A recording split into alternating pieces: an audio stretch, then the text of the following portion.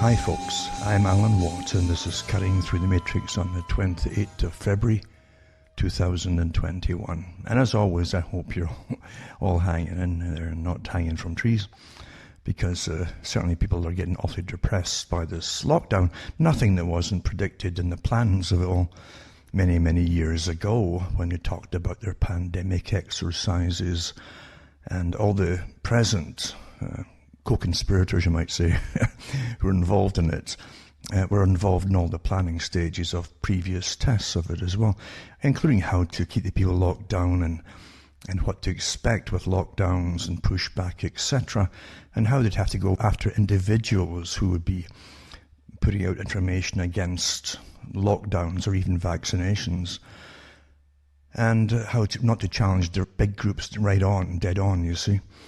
It's much easier to knock them off one at a time, basically, by different means of deplatforming or whatever it happens to be, just to stop them from putting out information. This was all written out in their plans for pandemics, and you find it in the section put out by the Rockefeller Foundation in 2010, the section called Lockstep, to do with innovations for the future and so on. You find Lockstep in it, and Lockstep goes through the lockdowns, you know, in a pandemic.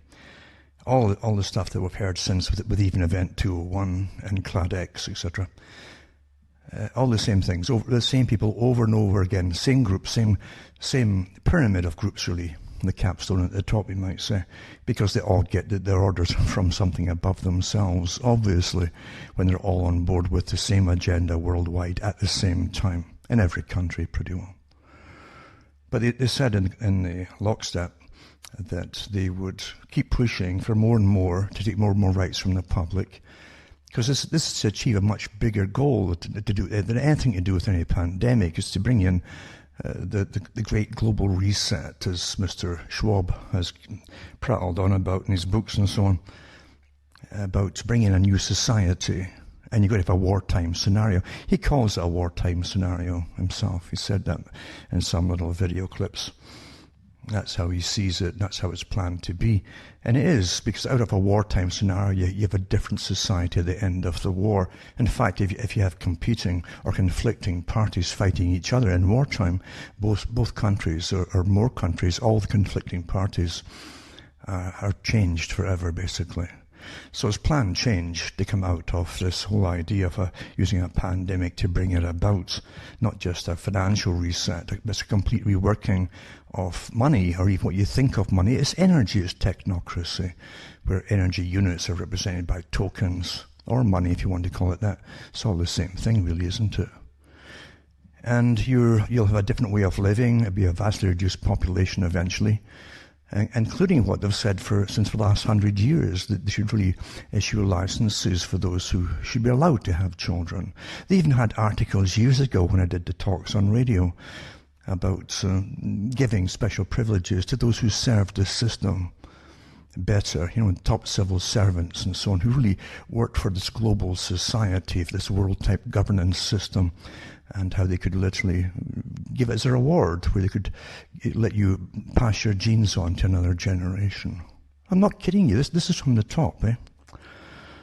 And if you think you're in a madhouse, well, you are really in a madhouse, but a very clever madhouse, because the mad ones at the top, the godlike ones, just really believe in what they're doing, and they truly believe as well that they have the right to do with the planet and everybody in it as they see fit. They really truly believe. They even teach it in certain university courses now to do with forms of behaviorism and eugenics, all combined into bioethics, you know.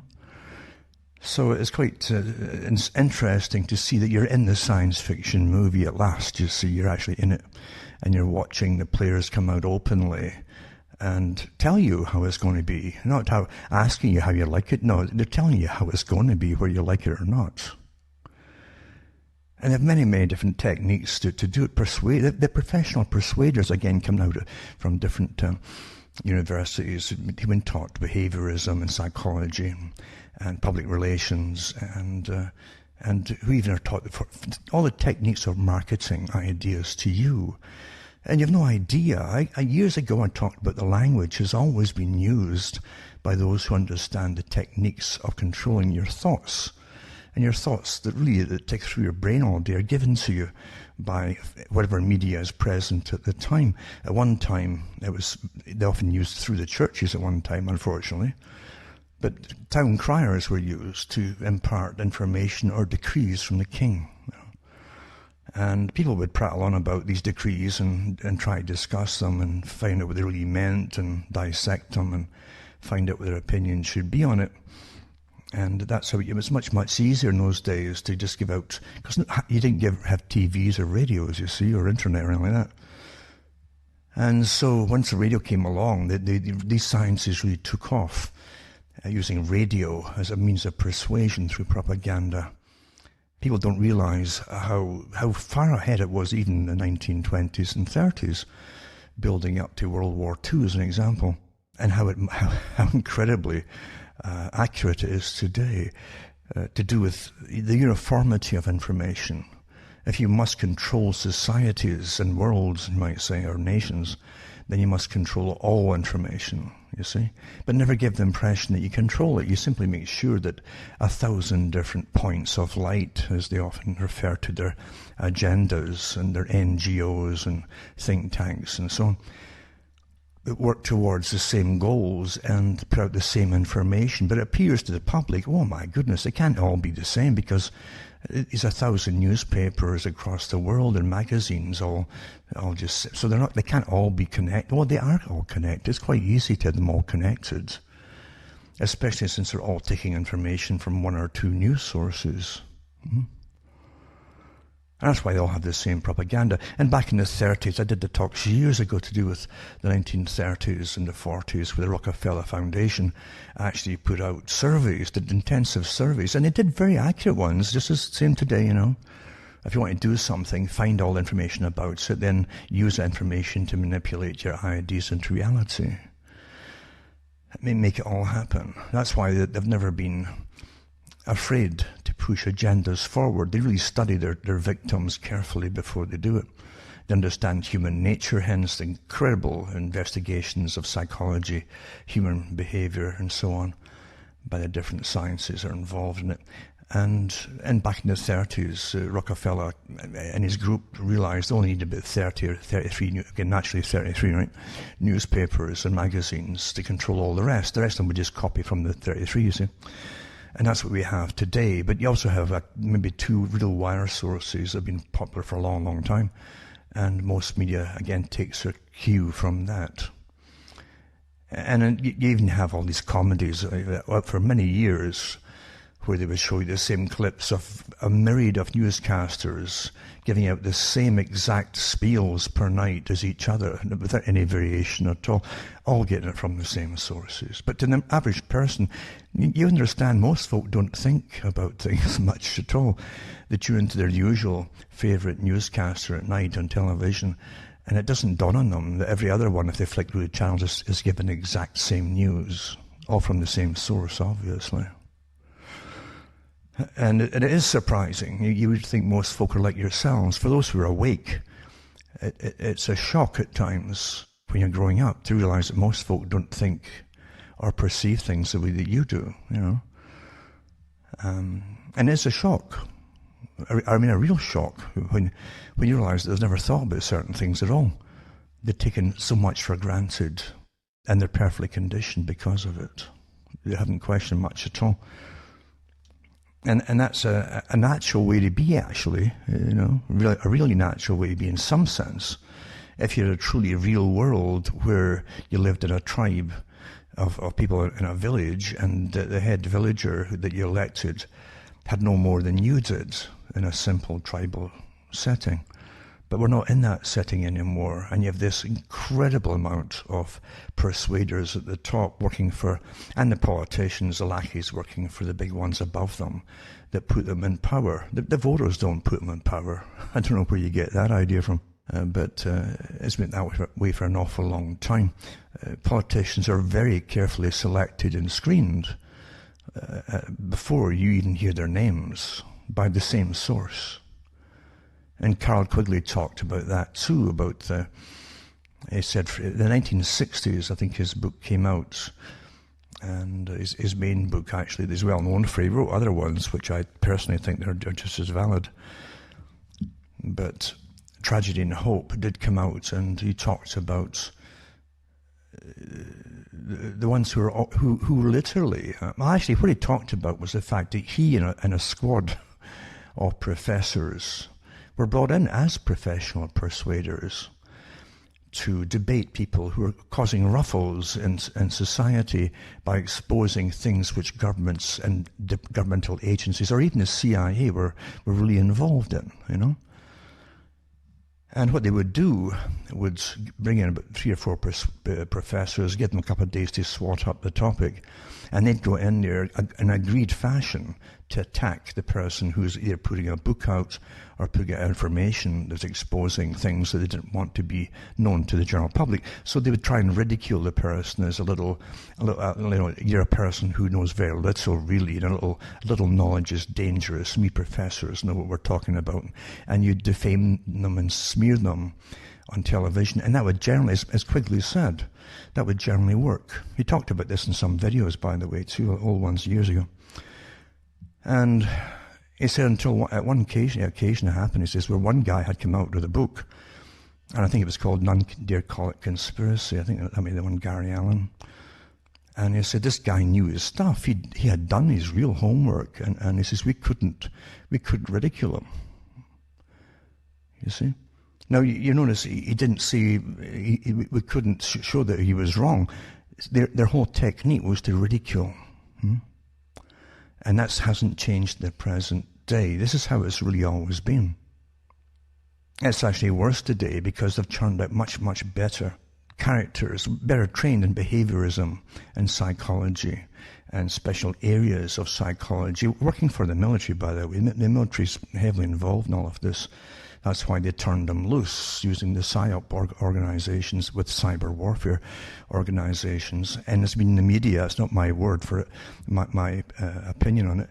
I've read the articles from the mainstream on it, where they turned these characters loose on those in the internet media to attack them and defame them and do all kinds of dirty tricks, which they'd used across the world, across the Middle East and Syria and Egypt and different places over the past, and Iraq and so on. And it said in the newspaper, this same organizations are now being authorized to be turned loose upon the public inside their own countries. Do you realize what's going on here? And you idiots, and I have to say idiots, go out and vote all the time to keep the same system going. This is incredible. Because you have no rights, you see. You really don't have any rights at all.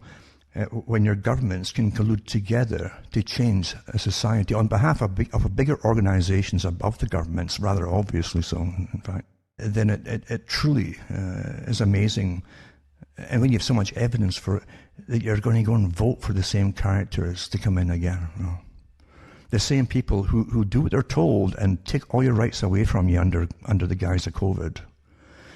And to a formula from previous tabletop exercises that they had with Johns Hopkins in the past, following the exact formula of lockdown, as I say, right back to the one in 2010, Operation Lockstep.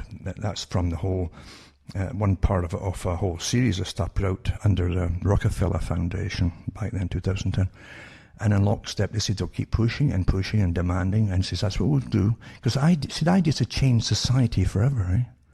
A planned society. They know where they're going with all, and how to get it there, and how to cause as much damage as possible to the present cultural system. And they said they wouldn't stop until there was mass pushback from the general public. That's what they said back then.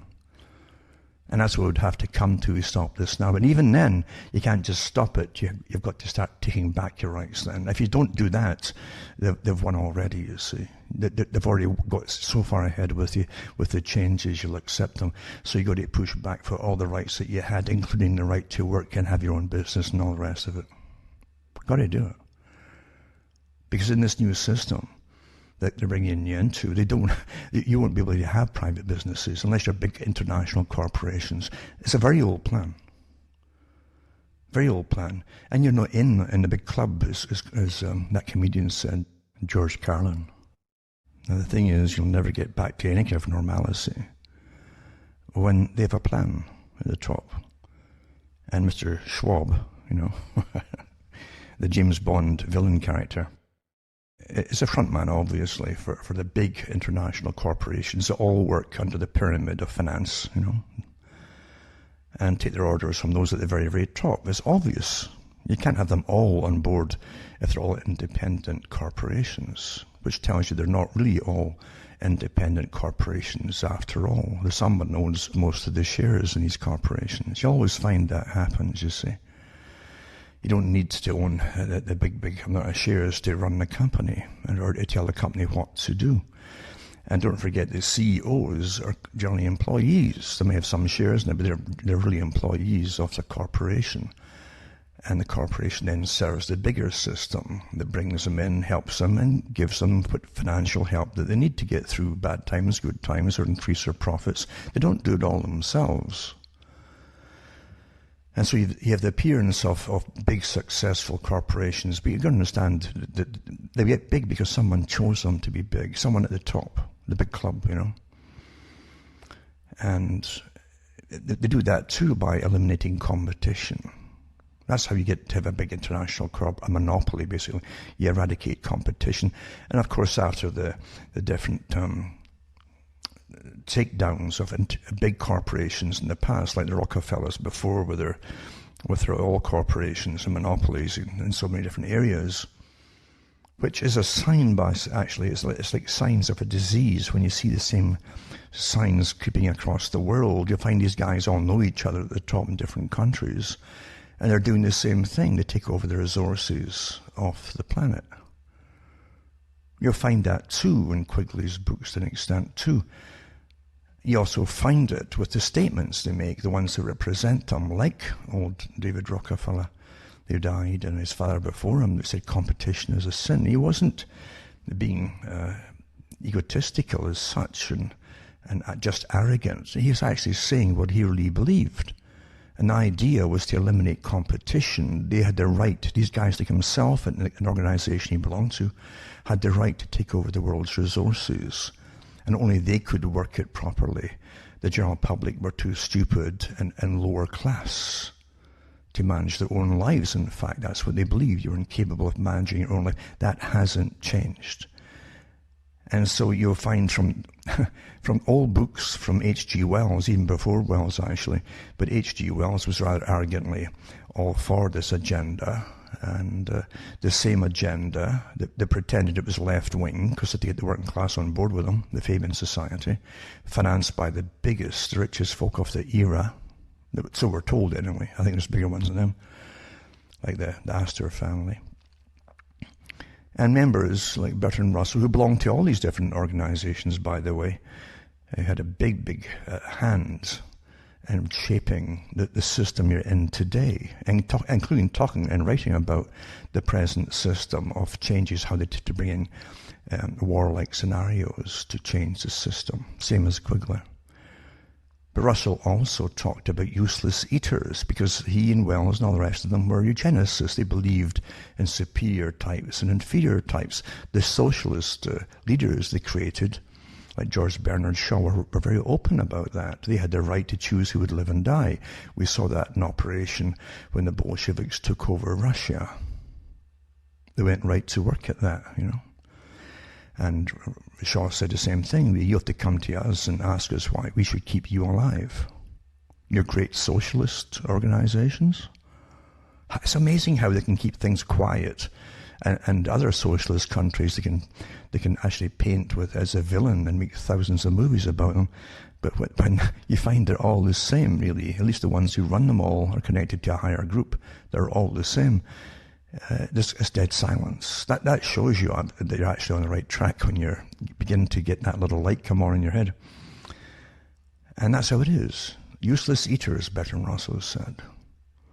When talked about overpopulation, if you just let the people breed and all that, and H.G. Wells said it too. He says we can What about the people, helping the people? He says, well, we can give them food and we can help them get better hygiene and so on. And what do they do? He says they breed. He was so disgusted at that.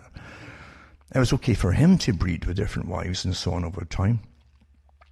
But you see, they belonged to the right people that had the right genes, the right makeup. And you didn't, you see. And you find the same thing with Margaret Sanger, Planned Parenthood. She talked about children being weeds. That's what she called them, eh?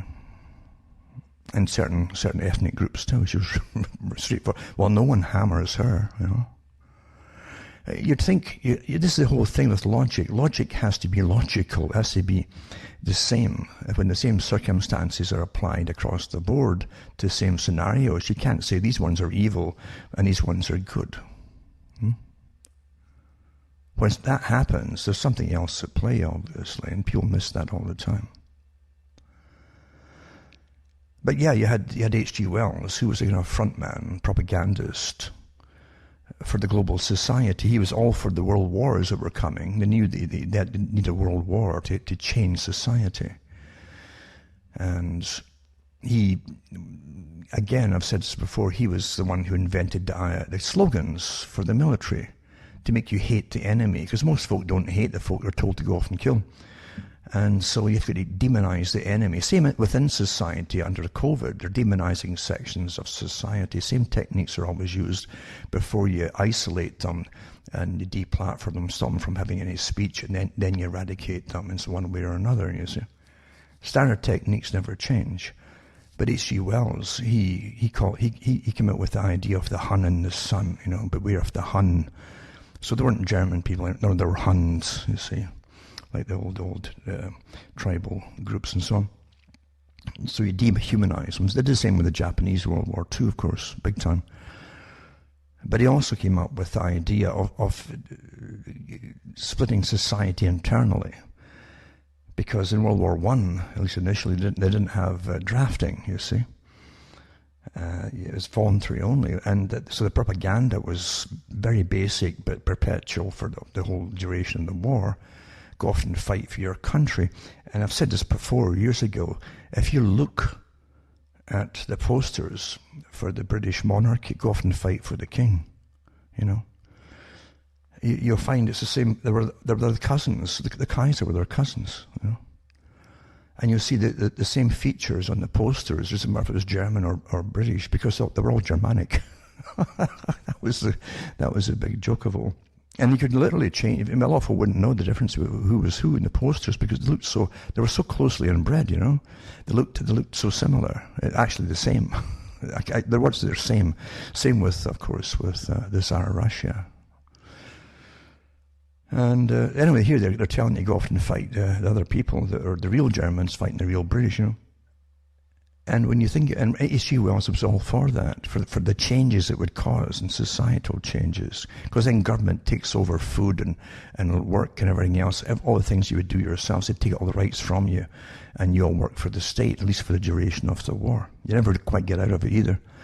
And the banks make a killing, the big lenders make a killing on war, guaranteed to have it returned, with all its massive compound interest by the government and its tax bureaus. So Wells, he came up with the Hun and the Sun, but he also internally split the people by getting arguments amongst them. That's sound stuff to get them all arguing with each other, you see, just like COVID. You getting a shot, yes or no, blah, blah, and get them all fighting each other. And Wells said to the women, to the wives, if your husband doesn't go off and fight, then you should wear a white feather in your hat to show shame. And the people would see that and they'd know that it was your husband or your son you were referring to. Same with girls and fiancés, they would do the same thing to shame them, you see, to join the army and go off and fight for something that had really nothing to do with them. And no one to this day really has figured out what it's about, except the ones who caused it all, made it happen. So that was the great H.G. Wells, And he lit a lot of the bag too. He did mention, even in his novels, how he would come into work and there's all this paperwork just on his desk with all these ideas. And he was telling you really how he did get it, because he was getting a lot of information from the different science departments, especially, and government and universities that were told to work with them, to shape a new society. It's just astonishing that folk don't really get what you're, even in fiction, what you're portraying. It's portraying the future is planned that way. It's predictive programming to an extent. And in things to come, he shows you in one way of a war scenario, like you're in today, a COVID war, like Mr. Schwab said, WEF, World Economic Forum. It's a war-type scenario, because out of the war-type, they'll have a completely different society. That's why they're going to drag it on for years, you see. So they have that dragged on for years in a real war-type scenario in Wells' Things to Come. And out of it, you have the Brotherhood of the Air, a scientific Freemasonry of the air, he says, in his novel. They can keep secrets, work together, and they're international. And then their descendants are ruling the future, and you see them in the future in that movie form with the same actors that initially started off the Brotherhood of the Air, running a futuristic society with them in the top and the big sort of huge cathedral-type buildings, managing the whole societies with this discontented lot down below that had nothing to do except hobbies and so on. And were bored stiff, and the scientists kept changing society with more inventions and changing everything, change. So the ones at the top started arguing that there's just too much change, we can't adapt quick enough, and it's disruptive to our system, or psychology and all that kind of stuff, and culture. And that's what it's about too. So they touched on that for those in the know at the top. They give a message for themselves. And that's what the whole idea of Darwinism is adapt or die as well, you see, and eugenics. So anyway, the ones at the bottom, Bertrand Russell called the useless eaters. And if you're not essential, you're getting the point, essential, then you're classed as a useless eater. As it's starting to, a little bell's gone off maybe once in a while. Useless eaters. It's all connected. This isn't happenstance. It's not coincidence. It's all connected, folks. Because they have given out these talks your whole life long at world meetings about useless eaters and too many of you. It's always you, not them, but it's always too many of you. You see, all their helpers think they're going to get through as well and get extra little. But again, a lot of them will be useless as well once there's nobody left to order about down below, you see. And that's where it all will end up eventually. That's some kind of something on your side to an extent. You may not get satisfaction in your lifetime, but you can be guaranteed that the ones who help it all happen, they get theirs eventually as well, because they won't need them either, you see. It's very Marxian in a sense, For those who don't understand the whole concept of Marxism, which really it came into this idea of communism and of Trotskyism and all these isms, you see. Anything with ism is part of the same structure. And I really mean that too, by the way. It's again the same kind of pyramid and techniques that he uses as isms. And you find that in Marxism, the way that at least Lenin and then Stalin promoted Marxism was that you would get to a stage and a generation where they'd have vast changes as they slaughtered off all the previous intelligentsia and replaced them by themselves. And that's what happened in Russia and other communist countries. And then, of course, the next phase of it would be a kind of cultural revolution, which is more written about the Chinese cultural revolution, where it becomes stagnant to an extent, and those who take over become fat and comfortable, and they're the new middle class that lack nothing really, and they're equivalent to the middle classes in other countries that are supposedly their enemies, and they have all the same goods, material goods, and so on at that level. And so the things become inefficient because the state runs it all, and people who work for the state are guaranteed their income. They don't have to be good at it. And things decline, and therefore they get a cultural revolution going, where the students are indoctrinated to turn on those who are old, including their parents, and in some cases to slaughter them. And the theory being that they're contaminated with some of the remnant ideas of the old system and from their parents. So you turn on the parents to show that you're more avant-garde than they are. And you're the next step of the phase of this religion of communism or Marxism, you see. And that's what you do. So you wipe them out, and then you're left with the radicalized group, who generally stirs up trouble in the world and has to be put in its place by other nations. That's how it used to be, at least in theory. And then you start to realize, no, they couldn't take on the whole world by themselves. Then they get older and they get fat and lazy and quite happy and content as leaders, and it starts going down. And of course, then you find out that underneath all of it, you've got another group who studied them, who promoted them, in fact, and who even helped them come into being. The same group that gave you the American Revolution.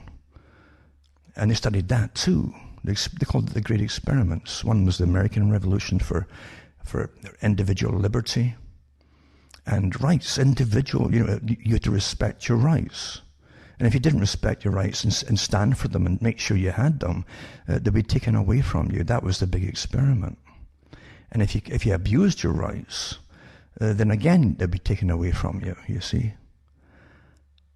And of course, you find even the founding fathers in the US talked about it. Jefferson and other ones talked about if every family had a cow or two for milk at least, and some farmland, it would work well in an agricultural society if everyone had the same kind of.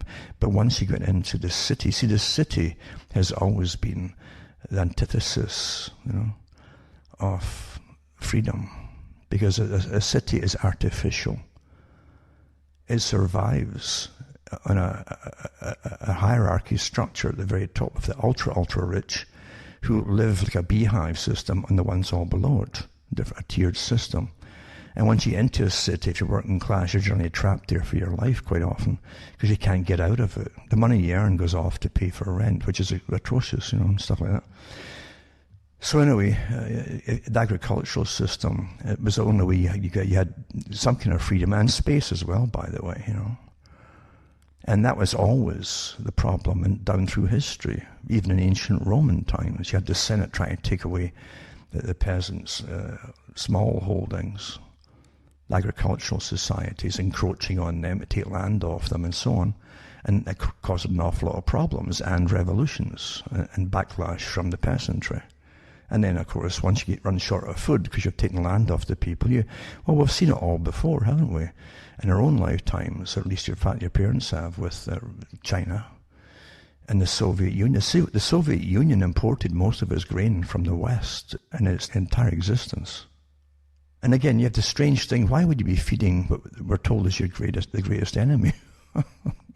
When things don't quite mesh, there's something going on here that you're not in on, Because your own countries have used starvation across the world by starting wars, getting folk wrapped into the wars, even off the land, until they're all fighting elsewhere. And you find across Africa, the starvation is caused because there's either wars going on around them, and often from the West. It's inspired by the West and funded by the West, and corporations are involved. And again, a lot of the best land is taken away from them and put under United Nations Habitat Organization. Some of the best farmland, or the Sierra Club and Prince Philip's groups and so on, some of the best farmlands. That's not coincidental, because they know if you feed the people, they might be healthy and then they might breed, They talk about it, for goodness sake. They publish this stuff to their members. And somehow the people outside in the first world countries think, well, that doesn't mean us. That's the greatest thing of all, that you don't realize that, you're the first subjects to be introduced to forms of sterilization, not all at the same time to the same extent, but your number's been plummeting for a long time. And they keep publishing these quizzical results. Why is that happening, they say, Meanwhile, they can spend billions to find out all about coronaviruses and things like that. Even then, they can't tell you much about them, really. But you would think they would certainly, and they know plenty about anatomy and physiology and biology and biochemistry, but it's a big puzzle to why your sperm count's dropping. What's changed in the last 100 years? Well, has your food changed? Well, to an extent it has. But what else has changed? Has anything been introduced into your body and you're like, well, I could mention what it is, but I'd get black marks for saying it. Well, it's basic, Occam's razor, It's Sherlock Holmes, isn't it? What's changed? And believe you me, if you hit on a certain topic, alarm bells go off, you'll find out very quickly. And again, I've mentioned before that Bertrand Russell said that by means of diet, injections and injunctions, they could reduce the population and make them placid as well and obedient. Drops in IQ. The same IQ levels that the United Nations has been publishing for years. Every few years they publish the same test results in different countries across the world. And it's a big puzzle why the same tests are showing that there's a drop in the intelligence of people across the board. It's just, it's one of them things, it's a puzzle. Well, there you go. And I guess most folk, if they bother to even read them at all, accept them as just some mystical thing, perhaps. Mystical. But there's nothing about us that's not known by the huge, huge layers upon layer upon layer of a system of observation, investigation, and analysis, and the collecting of all kinds of data on humans. There's nothing they don't know. Nothing. They actually say that, especially in their psychological warfare operations. And when they bring in anthropologists, it's astonishing. I've got so many articles in it over the years, but I know that they sent anthropologists into the Middle East along with the military. They had it in the newspapers at the time to train the soldiers on the culture, you see, and how the culture developed, but also to train them on what terrifies each culture. So the anthropologists would work with those eventually that did the torturing, the ones who did the extraordinary rendition, like to call it, rather than just kidnapping, this extraordinary rendition.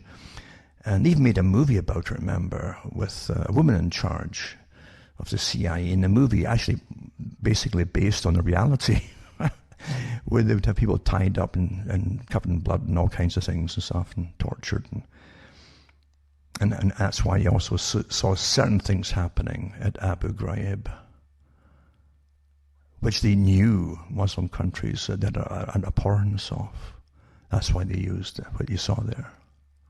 Thanks to your anthropologists and psychologists and behaviourists that you pay for, that are now working on all of you at home. But we have gone into science fiction. Things which were absurd years ago have been pushed to the top to become the norm. At least to try to persuade you that it's normal. All kinds of absurd things. And I even hate to even mention it, but I'll put up one article for anybody who cares to look at it. It's been all over the media, naturally, because they tell you what to think about and what to argue about and so on. And it's about, I think LifeSite News had one, another newspaper pushed this woman who's a professor at university who's into the occult, and she dresses in the gothic type thing, the purple lipstick and the black this and the black that around the eyes, and who is a professor, as I say, and supposedly practices spells and things, But you look at the character, just the character, and it all came out of TV series years ago as they were promoting all this stuff, the look, the language, the doctrine that they like to espouse was actually given to them through fiction, primarily through fiction. Entertaining fiction, that's why it must be entertaining to get them to get hooked on it. And for back through the 90s, and you're seeing these, but at one time they would put these in science fiction, say in the 1970s, of a future society. And isn't it amazing? They look just like the characters in the science fiction with the hair that looks really, really, really weird, almost like a Medusa thing, like snakes coming out of it and stuff.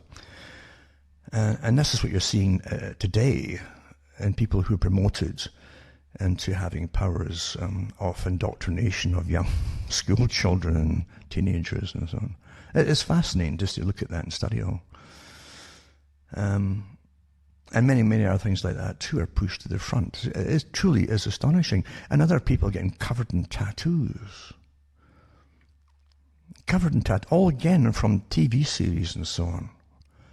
And again, monkey see, monkey do. That's what people do. But it's one thing about wearing bell-bottom trousers to drain-pipe trousers, and then from winkle-picker shoes, as they used to call them, from the Beatles era all the way up to what you've got today, you know. It's rather vastly different.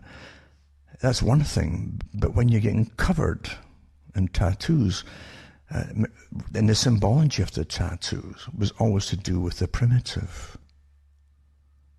You see, that's how it was always portrayed before tattoos were made to be popular. And I mean made to be popular.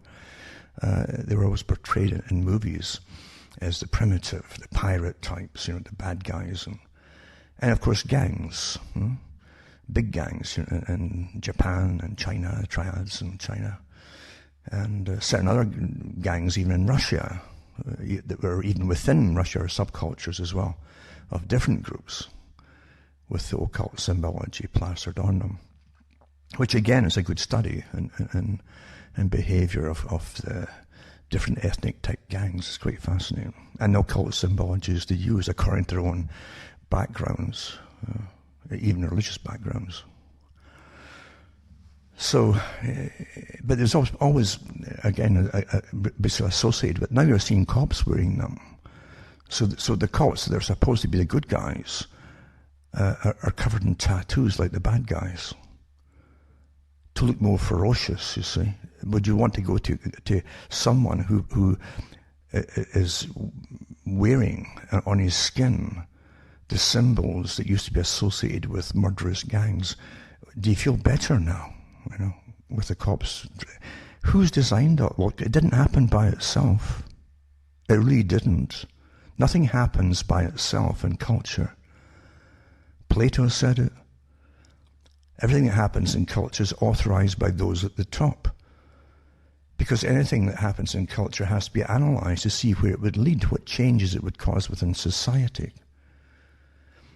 And therefore it's vetted. And if it happens at all, it's generally pushed from the top and promoted. But from the grassroots, it's generally nipped in the bud. So whatever happens is always pushed from the top, as I've said before. So again, there's nothing about humans that they don't know. And today, with this daily accumulation of all kinds of data, is just astonishing. The analysis that goes on, and again, specific universities are given the right to tap into the net, so they can actually get the higher data from Silicon Valley of everybody's emails and chit-chat and electronic chat and so on. And it's been happening since they gave you the cell phone and the computer. There's nothing you've done that they don't know, or looked at they don't know. It was from the very beginning. It was intended to be that way. And the folk, again, I guess it's too late now for folk to think, because whatever they're doing now is normal to them. And they've succumbed to it. There's certain things, it's almost like going into areas of the occult, you know, which are warned about in all religions, ancient up to modern, you know, where you can go a certain way in a certain direction, and then you have different paths, and then you have little marks across a road where you can't either cross them or you don't cross them. And each thing that you cross, you're given a warning about, it's hard to go back. And a lot of folk end up that way. It's the same thing in all areas of culture. The behaviours count on that. They count on you becoming familiar with by habit. And all the things which really are detrimental to you. All the things that Aldous Huxley warned you about. And he was almost a Mr. It's a Mr. Mills character. For those who don't know that, Mr. Mills is an occult figure, a term they use in occultism, that appears in every generation. And he's a neutral character. And who gives warnings? Very plain warnings about do this and this happens, do that and that'll happen, and so on. And you'll find that kind of character came in to the modernized version of Titus Andronicus that Anthony Hopkins was in. They have a kind of Mr. Mills character that appears every so often in that one too. But it's a common theme in occultism where certain people come out every so often and give you the warnings and blatant warnings, accurate warnings, and are either obeyed. People are not obeyed because it doesn't tell them what to do. But people will listen and make decisions, you see, either for or against, and that's the way it really is. But we have that. We have these characters that come out every so often down through time and do this for us, you see. But they also know at the top, again, back to behavior and habit. Habit is everyone's prone to habits. If they get up in the morning, it used to be on radio before internet, folk would turn on their radio, a lot of folk, and they'd listen to that, sort of opening their eyes and getting ready with a coffee to go to work and so on. And then listen to radio on the way to work, and they'll all have their favourite DJs, you know, the mouthpieces of Babel, you know, because we live in Babel, constant Babel. Our whole lives now, electronic Babel. Most folk now are afraid, and I've done so many studies on it, afraid now of silence. It's a terrifying thing to a lot of people, the silence. Special forces, by the way, they've done tests with modern special forces now, and they set them off into the wilderness somewhere, and they'll take away any communication occasionally, and some of them crack up because of the silence. And the fact that they can't communicate with anybody if they feel that they might have an emergency or might have this, all the mights, all the maybes, it works on their minds and they become fearful, you know. Even the sounds in nature can get to them because they don't have that internal confidence that people used to have. And they'll crack up and ask to be let out. It's just astonishing. But a lot of folks can't handle, because once it's silent, you see, you've been trained your whole life to listen to other folks' voices all day long, either through music or news or whatever it happens to be, but it's babble, babble, babble. It's completely unnatural, but to you it is natural because you're habituated to, you see. But what you miss is that quiet time where that little inner voice of your own should take over as you think things over and come to your own conclusions. You see, the whole technique today is to overwhelm you with data, and I've given these talks over the years from the sources themselves, and government sources, at least the agencies that work for them, where they talk about overloading people with data. Data can be just nonsense, you see. It doesn't mean it's factual or even handy to have it. It's just overwhelming data. And the more you take in, the less room there is for you to make up your own conclusions of your own data on anything. It's a technique which is it's actually taught in the PSYOP groups and the teams and agencies. See, the biggest problem that they have at the top is that folk will think for themselves. That's why they spend so much of your tax money making sure that you don't get time to do that, or you don't have the peace and quiet to do it. They certainly will not give you all the factual information you need to come to independent conclusions for yourself on any major topic. And I mean any major topic. You have no idea of how much mind control most folk are already in and under. I'm not exaggerating it there either. This is where it really is today. And years ago, I used to have lots of information from MIT. Because they'd love to publish. They were given new divisions to study this or that on internet and even cell phone chat in real time. They were getting to get into calls and so on. Of course, they were using all that information that they pretend was private. Oh yeah, you private stuff on the net and all that in private. No, you've never had that. They've recorded everything from the beginning, folks. Well, they didn't have the laws then to stop them, or they did have laws. No, they didn't. Or they didn't care. That's all for you to believe in, you know. Getting back to the cultural revolutions that the communists used, the same kind of thing. Communism is a religion that people had to believe in. And you could understand the science. They called it a science of Marxism. Only special folk could understand it, like Stalin, you know. And so they'd all have to praise Stalin for the little things he came out. Even if you didn't understand what he was talking, he was such a genius, you see, and so advanced or steeped in advanced Marxism that you wouldn't understand it at your lowly level. They actually had churned out books like this. Well, that's what you're in today, you see. Most of what you really thought about was given to you. Most of it's trivia. But the stuff that's not trivia, again, is all given to you by the experts. You know, we'll bring in an expert to tell you what do you think. Bertrand Russell said this in the 40s and 50s. We'll train the public that they can't have a thought of their own or do anything themselves without the advice from an expert on anything. From having children,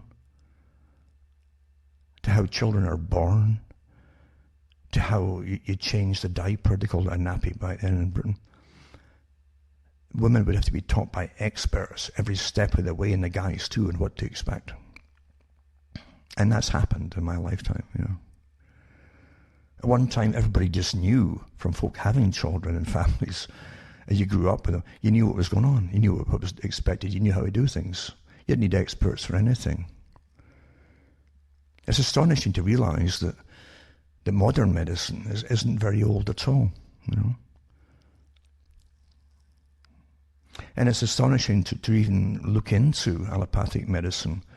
They had a series, I think, years ago. Someone sent me a disc on them, and it was to do with the medicines and pharmacology that were sold right through the 1800s, 1800s into the early 20th century, and a good part of the 20th century. That was all bogus. All the medication, most of the medications were completely bogus, you know, and even made out of earthworms. And there's a good series. And this is factual. This is what they had until they really got into the more advanced chemicalized biology, the biochemistry. So it's a pretty new field, really. But like any new field, when big money is backing it. And the incredible amount of money that pharmacology makes today is astonishing. Wherever you have such money at stake and profits and very important people, because ordinary folk are not important in this system, you see, just very, very, very wealthy folk who are important in this system. That's why they worship them, as the wealthy folk, you know. And folk do. Then you can never have honesty. You can't have honesty of any possible kind. Even if you had some decent people, that in a miracle situation where you had one or two decent folk at the very top of pharmacology, which wouldn't happen in this cutthroat system, the competitors would go bypass and do their own thing anyway and do whatever they thought was unethical to get more profit. They'd do it, absolutely, you know. And that's why they lobby government, and that's why they put politicians into power financially. And that's also why they combine with elitists and eugenicists that want to change society by using, again, diet injections and injunctions. Pharmacology, and Aldous Huxley warned us all, in a certain sense. Again, he was a Mr. Mills type character, just to finish that part of the talk, where he said it, not just at Berkeley, at Berkeley University, but also in his books. He had some non-fiction books as well, where he talked about the follow-up to his book, you know, Brave New World, and how all these things in it could be and probably would be implemented eventually by those who had the power in society to implement upon the public. And that's all happened.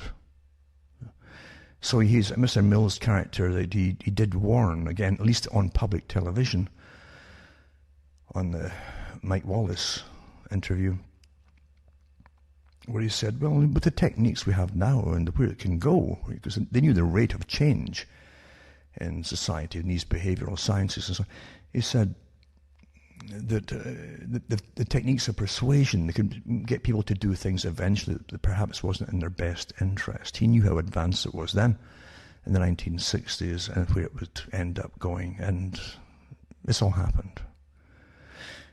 He was careful not to say so much in the talk that he was all for it. But you got to remember too that Aldous Huxley belonged to the Huxley family, a scientific elite. That's what his brother called it, a scientific elite, the branch of the family. Amongst many other parts of the scientific elite, the dominant science group that ran the world on behalf of the dominant minority, the ones who ran all the finances above them. So the scientific elite below them, including all kinds of behaviorists and scientists and social scientists, they worked for those who ruled, you know, and they used their sciences like spells over the public, you see. So he was careful to mention the other part that they believe in, of course, and always did believe in. In that talk with Wallace, he did start off his talk, well, you know, the population of the world, and he mentioned what they claimed it might have been then, and how it would double or whatever by the year, whatever, 2000, whatever it happened to be at that time. Because they're always fudging figures, so it doesn't matter. So he lets you know right off the bat, there's too many people. He doesn't go into his deeper beliefs that there's too many useless eaters, because he was an elitist himself, Aldous Huxley, as his brother was, you know. His brother really became one of the head members of socialism because they guide society into family planning, depopulation, all the rest of it under the guise of helping the working class. So you got to understand that there was nothing that in eugenics and elitism that he didn't know about. He belonged to, that's why he could write Brave New Worlds years before, but 1932, 1933. Because he mixed with those world groups. He had world meetings, those groups, you know. And they've always had world meetings. And Huxley also talked about, well, you know, if you let it go this way, we'll have all kinds of physical problems with people who have hereditary ailments. He was also talking about IQ levels and so on, right? And he says some people, for instance, if you wear glasses, he said, well, then your eyes aren't perfect, and so you'll pass that on to someone else, and they'll have bad eyes. He's talking about supremacy of eugenics and how the eugenical supreme classes should go on. That's what he was talking about. It's amazing how folk can like what they're hearing, and they're not hearing what they're hearing, but they like what they're hearing. You know, it's coming from a guy who is so well educated, and from an elite point of view, he has such a great command of vocabulary. And it's true enough, the vocabulary of these guys was almost 17th century vocabulary, because they were taught that way, to talk very carefully about every single vowel and syllable, and that's how they pronounced them, you know. Very impressive at the time. But folk often don't really hear what's being said, because the guy wasn't wearing a uniform like some supreme nasty commander, you know, of history. They always give you uniformed guys. I've mentioned it so often, where the greatest thing you're worried about today is either a white coat or a suit. These are your terrorists of today on the general public. Why do you think even a lot of these doctors they're using for COVID might be given a talk from their own home, and they've got a white coat on? Do they walk about their homes with white coats? No, it's just to impress you. You know, Because you're trained to see that white coat and believe it more appropriately. So they must, well, yeah, they've got that white coat. That's the priest coat. This is the new priesthood, the white coats, you see. And that's what they are, a priest class, with their belief systems. I prefer the other religions, you see, because they give you commandments and things and this and that. But the priestly class of white coats, especially in medicine, and even the vaccine, studies that they've done, all kinds of well, it may do this and it may do that, and it might, and lots of maybes and might, very scientific. So it's better to have white coats on, because then you don't question it. Well, look at that, that they've got their, and it's almost like the stole that the priests would have around their necks, as well. They'd have their habit on, and their outer garments for ceremonial reasons, and then they'd have that there was a purple one around their neck, but the doctors, some of them just keep their stethoscopes around there, you see. So their white coat on and the stethoscope. These are religious uniforms you're looking at, folks, and you're trained that as soon as you see them, your mind alters. Irrespective of what they're actually saying, your mind alters until you listen to them and obey them. It's quite a simple trick, but it works wonders. But there's, getting back to what I'm saying, you're trained from birth in all these things, and you're persuaded to go along with a system where nothing that you hear on television, pretty well nothing actually, isn't rehearsed and scripted and produced and put across as spontaneous to you. And it's been that way for most of your life. That's how it really is. I remember reading too about Kissinger. I love it. Who would kiss a singer? I used to have a joke. Who would kiss a singer? Yeah. And again, Kissinger was presented as the high priest of the Nixon era and other eras as well. I mean, whenever they would never talk about the president, they'd always have the guy who spoke on behalf of the president, because he was making all the decisions, it seemed. And it's a dark character. I mean, there's something around him. Children could see it, a darkness around the character. That's it's almost a negative spirituality or something like that. But it's a darkness in that presence of a character. Someone who could plan wars and very dispassionately, and talk about starving people, using the food, lack of food or withholding food to starve people in different countries, like Bangladesh. And he did, You're talking about people in charge of the military-industrial complex, at least working for them at a very high level. And I got all these different seats on different boards within US government policy for the military. And at that time too, yeah, they had communism on the go. The communism, though, it was never really about outside America. That was to, again, change society within America. But inside America, the communists were already working inside America, and in government too, just like they were in Canada. Just like Carroll Quigley talked about them. And Carroll Quigley said the organization that he belonged to, that had been running the US and the West for about 60 to 80 years already, his club. And I really mean this. This is not conspiracy theory, unless he was making a conspiracy, but he was talking about it himself in his own book and in his own talks. That this group, this organization, he said, had picked presidents and prime ministers in the West for the last 60 to 80 years. Now he was given the talk in the 1960s. And the book came out in the 1960s. So you're definitely into the 1880s, 1890s at least. And he said they don't have to put everybody in government. There's a member of this circle, this group, he said, but the ones in all parties, at the top of all parties, are selected and put in there. Astonishing, really. Yeah. The folk don't even know that. And that's why the US basically grafted into itself the British system, the same club that ran Britain for a long time, that was the British Empire, not the people that owned it all. And Lord Earl Grey and other ones that were the go-betweens to the members on the state side. So this club definitely exists. It definitely is there. They gave you the Rockefellers and everybody else that's a well-known name today.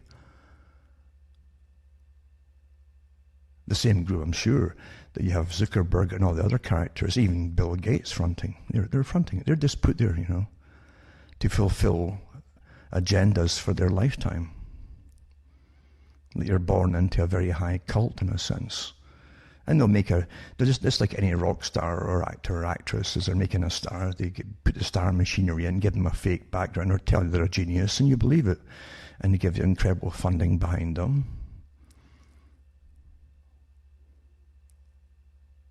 And they must make a certain amount of money, but they put it so much out in so-called philanthropy, which is just basically pushing this planned agenda. They all work together, folks.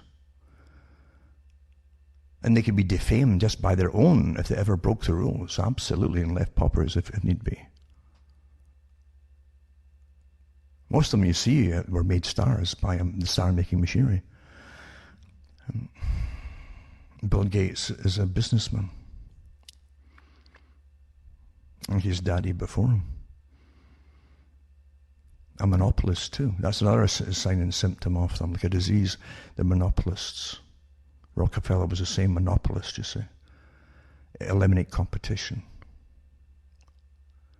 As I've said earlier. So you're living through incredible times, witnessing it all. Most folk aren't aware of what they're witnessing because they've been stampeded through terror, a war of terror upon them by the authorities. Because the best way to get rapid change and compliance is when you're terrified of dying. And that's why Klaus Schwab said it too. This is a war we're using, a war, You could never do it in a peaceful way. We just ignored them, you see. The climate change scenario wasn't working out. Now they're talking about global cooling again. So this is better, you see. They can really rush it through under the war. And no one's going to come out of this without being non-essential except the very big boys, and gals, and you'll all be non-essential, and you will accept that you're useless eaters. Yet you understand what's happening here. Do you really understand what's happening? Never in history have nations been shut down entirely by an order from their own governments, business-wise, into complete bankruptcy scenarios. Never happened. Never in history have the healthy been quarantined. This is the first. This is a worse. This is the best thing they could think of to shut the whole planet down and to destroy all the systems that were, and nations, by the way, that were. And what emerges out of it is a new planned society. Oh, they'll give you the peer in some nations to an extent, but you're already international anyway, you see. And all the world organizations that are, even the extra ones that pushed through under COVID, to make sure we're all coordinated and for our greater good, you understand, on finances and so on and so on. Oh, these global societies, well, technically you see that when they all merge together, you've got a global order, So, there you are. They're calling it a new world order. There's that term again, because they're always giving us new world orders, you see. Always. The Soviet system was to be a new world order, a utopia for workers. And they called it New World Order. Hitler's was going to be the same. They're both socialist societies. Communism and Nazism. And the elite love socialism, where you call it communism. Remember, Stalin just said that communism is socialism in a hurry. We'll get hung up in terms, but it's what you see. If it quacks like a duck, it's a duck, Don't get hung up on words, because they can change words, and that confuses folk till it throws them right off. You're looking at the same thing, but you'll never really apply it to what it was applied to before. Oh yeah, I recognize that. It reminds me too of Theo Adorno. Theo Adorno was amazing. And he worked with Horkheimer and a whole bunch of other people in the Frankfurt School. But he talks about eradicating completely Western values and culture, how it would have to be done for a healthy world. Completely. How do you destroy healthy values? What do you introduce to replace those values? Well, unhealthy ones. And you watch society getting wrecked. Yeah? What makes a society complete? It's not a matter of do you like it or not. What makes it function and strong? The family unit, where families had to take care of their own. You do away with that by encouraging promiscuity and non-marriage. So the state ends up taxing more people to pay for the unwanted, and then you bring in abortion clinics and you pay for that too. And then you don't have folk getting married at all and reproducing. And then you introduce new kinds of families and so on. This is war scenarios, you see. That's what we use for war. But you must get the folk to like what you're doing. And it's quite easy to get youngsters to like whatever they're, especially when it's the candy at the checkout counter. I used to give the talks on all that, how the psychology was used, because it's admitted, and you've probably come to the conclusion without to be told, but why are all the candies that you see in a store, even general stores and grocery stores, all the candies are at the checkout counter, and all generally from shoulder level downwards, from different levels, so as the children can grab them with a restriction. There's nothing separating the child from the candy, and their arms just go out, boom, and I want that, and mum or dad say, well, you can't have that right now, and then the child puts on a screaming match, and no one, and it's all psychology, if you've ever studied the people who do the Bernays techniques, that's where a lot of behaviorism came from, was all these techniques that have been practiced before even Bernays came along. He inherited a lot of the knowledge, but how do you make people buy? Well, psychology, if you're in a line at a checkout counter, you feel embarrassed if there's a queue behind you and you're holding it up. You feel guilty. Guilt is an incredible persuader. That's why they use it now against COVID, you see. Guilt. They actually have it in their manuals in the PSYOP operations right now. And I really mean that. I've got them here. Use guilt as a weapon to make folk to comply, you see. Well, they got it from that kind of checkout counter idea, where mum or dad feels embarrassed and she's got her groceries all sitting there, and here's the people behind them going, oh, here's a screaming child, and she'll pay it, you see, and okay. And so naturally the child's going to do it every time it's there. It worked, right? And that's why it's there. Well, if you want to destroy society and culture, and like they said in the Communist Manifesto, the end of the family unit, so it said the same thing too by Albert Pike at one point. If he was talking about because he belonged to the World Revolutionary Party, and he talked about ending not just the family unit, but private property for most people. I say most. It's very important, that little word, the most thing. And but then how do you destroy the family? Well, you create promiscuity. How do you also do what Julian Huxley said? We'd have to knock humans off their pedestal as being a superior creature on the planet and bring them down to the level of animals. Well, you've got to take away the sacredness of human life. You understand that? So you start getting rid of your own human life before it's born. And then folk accept that part of. Now you end up in the elderly. Now we've got euthanasia for them now. And what's next? Well, guess what? What's your Oh, I see you're non-essential here. How old are you? It doesn't matter about your age anymore. You're just non-essential. Back to Bertrand Russell, useless eater, right? So the checkout counter for teenagers, quite easy to do. How do you create mass promiscuity? Knowing they'll never bond with a person for long is almost impossible, after a time. And then you promote it as normal culture. When it becomes normal, everybody's doing it. Then that's what they said to do, and H.G. Wells talked about it too, different techniques to get folk to practice promiscuity, to end marriage. He belonged in the late 1800s, H.G. Wells. That's where they picked him up initially and used him as a front man.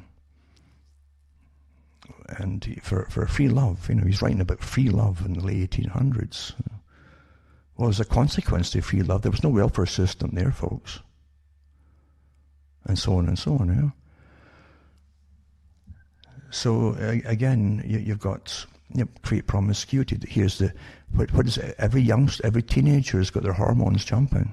Nature wants it to have its way, And so, it's like the child in the, here's the checkout counter and he's all the candy. You tell them to go ahead and do it all.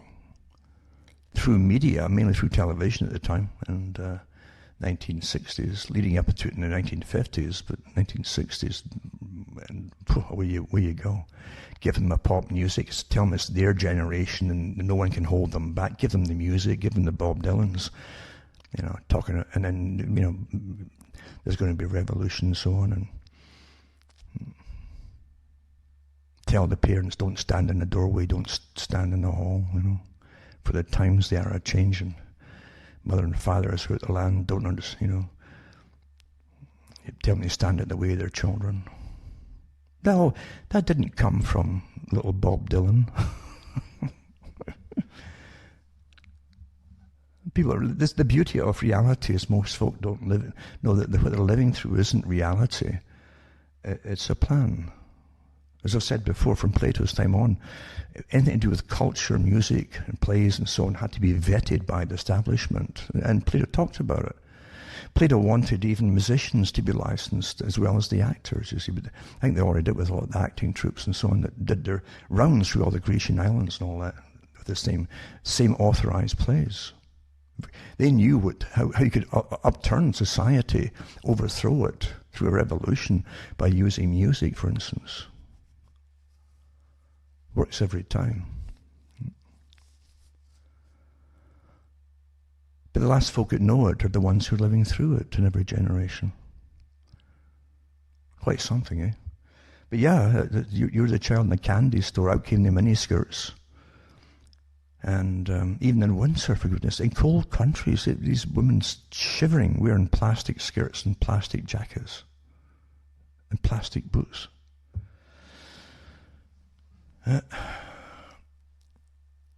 H.G. Wells also said,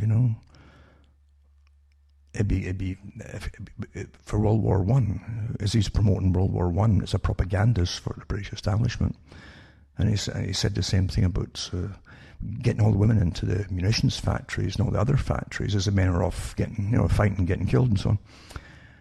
And he says they're more prone then to have affairs with men at work because of being close proximity with them.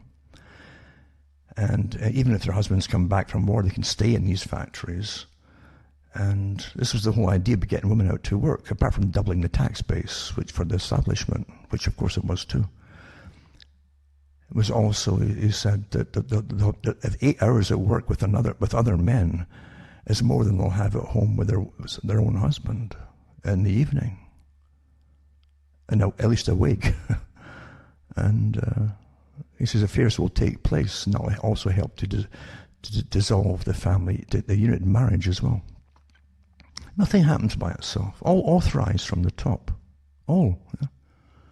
If nothing was authorized from the top, you'd have seen kings and queens and all the big figures at the top coming out speaking against it. None of them did. That gives you another clue it was all authorized, you see.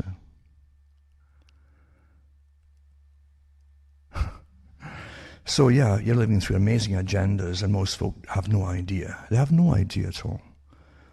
And under the guise of crisis, war scenarios, they can ram through all the changes which they cannot do under peacetime situations. That's what Quigley also said. I've said it so many times as by rote, but basically said the same thing. It says, you get more done in 5 years of war, because the government takes over all resources, thoughts, propaganda, everything. And the people have to obey to survive. That's what they're taught. You have to obey us to survive.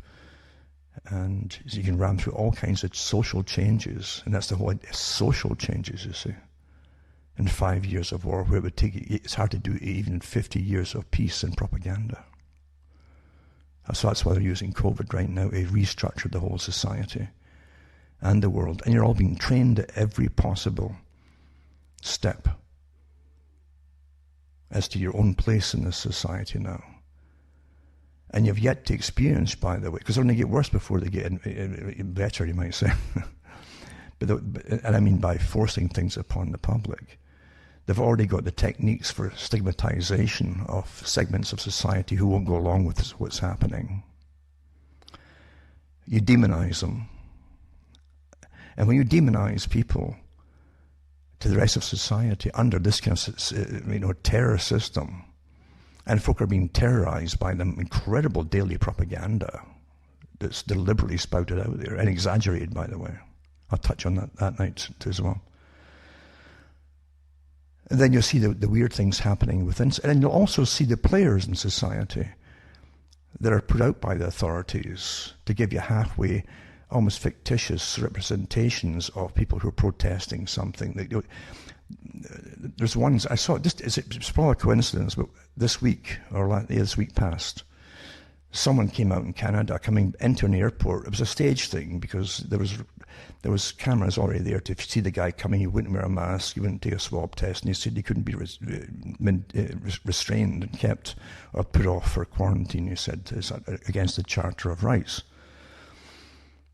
And I think you can actually look it up on Rebel Media, or one of these organizations, where the guy who has had publicity before said that the police, even after the cameras were off, shook hands with them and the whole thing. They were kind of all for him and all. And I'm still got my mind trying to wrap my mind around it. Okay, we know it was staged. The cameras were waiting for him, the whole thing. It was for publicity. Because everything now is a reality show, and you've got to remember that too. So I'm not saying it was fake or anything like that. I'm just saying everything's kind of staged in this day and age. And then you saw in the same week, and I might put that clip up too, the reactions of security personnel in a Canadian Tire, the big store in Canada, in Burnaby, BC, I think it was, of a man. I don't know if he was known before. It makes no difference if he was known before for being an anti-vaxxer or anti-masker, at least. I hate even these terms because these are meant to stigmatize people, and that's what you use in war, is you demonize an enemy before you annihilate them. But they've so demonized people before already, right, with the incessant propaganda. You'll see these security guards going up to the guy who wasn't wearing a mask. You actually see them, at least in the bit you see, don't know if that's all the footage or whatever, but you do see one of them striking out towards this fella. They're trying to say the guy punched him first, but you see them striking out at the fella. And the guy putting his hands up and, like you may defend yourself. So you don't even know that part of it. But the fact is, one of them jumped behind him and got him down almost on his knees, And he was using a judo hold, which is a true stranglehold. The word is stranglehold, It's not just a chokehold, it strangles you. And in judo, you would know what to do, because if you can't get out of it, then you've got to tap the mat or tap, a person or whatever, or just tap something, and that's because it's actually a contest. In real life, you use it to kill somebody. And you'll see this guy's face turning dark red, almost purple. And to see that happening in Canada, because a guy didn't have a mask on, I don't care what else you think of the fella, or what he's done or hasn't done, I don't know anything about him, but the fact is, even the cops would be tried for that. But they've got security guards now doing it. And doing it, and you'll see them slacking off a bit when they realize someone's actually filming them with their camera. They're doing something to a man that you saw Mr. Floyd in the States getting it, when he died, he said, I can't breathe. This guy shouts, I can't breathe too. Well, where's the riots for this guy's rights? But this is what the government has done to demonize one man who is not wearing a mask, right? Do you realize what's happened? Do you realize, folks, what's happening here? I don't care you always pick sides. You don't see what's really going on here. Forget the sides. You're seeing the effects of psychological warfare on people who will not comply. where other folks see them as a threat to the rest, and they're willing to use lethal force against them. That hold they use there, by the way, most folk can't get out of it. And once you're down and the person's partly above you as well, you try to stand up, it chokes you even further. But it also can damage. And you can actually, from that chokehold, if you've ever studied judo and so on, you can break that neck, you can snap that neck like a twig. You get permanent damage from it. I couldn't believe that they're actually doing this now, because they think they've got a right to do it against someone not wearing a mask. All from the media campaigns to turn society against people who won't comply. We already saw the same kind of thing happening, I've said before, out in New Brunswick. I think it was a couple went to the pharmacy. They didn't get strangled or anything, but the manageress called the police in because they weren't wearing masks, but they couldn't wear masks because of medical conditions. No one cares about medical conditions because you're old now, you see.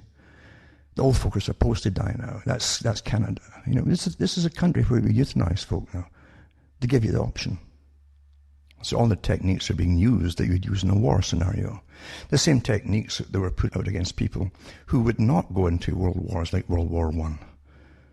Make them appear like they're cowards and get everyone to turn their backs on them and put a white feather in your cap if you knew them. And you know, same techniques. It's quite easy to get the people to turn to a mob against whoever the government wants to turn against, you know. Quite simple, isn't it? In this case, your governments are becoming the biggest terrorists on the planet, at least in your own country, when they're promoting this and using techniques to terrorize the public, getting the public to turn against other members of the public. And you, as I say, you'll vote for them again, won't you? But at least if nothing else, that one in Burnaby, BC, I think that the RCMP are supposed to at least have all the footage, or some footage anyway, from cameras in it, including luckily the person who took the film of it in their camera, and I guess posted it up on, I don't know if it was YouTube, but BitChute was got it too. And at least they can't completely squash it, because if those guys get off doing what they did there, and the store, by the way, this guy has got a fantastic lawsuit waiting, I'm sure of it, if he just goes ahead and does it. You know? If he can keep his cool, absolutely. Mm-hmm. When you can get lawfully strangled almost to death because you don't have a mask on your face, is that the highest crime there is now? That warrants a death penalty by the person doing the strangulation? Something's wrong here, and it's going to get worse. It's going to get worse, folks. You're seeing terrible things happening. But these are the techniques, I say, that they've used against dissenters and conscientious objectors against their previous world wars.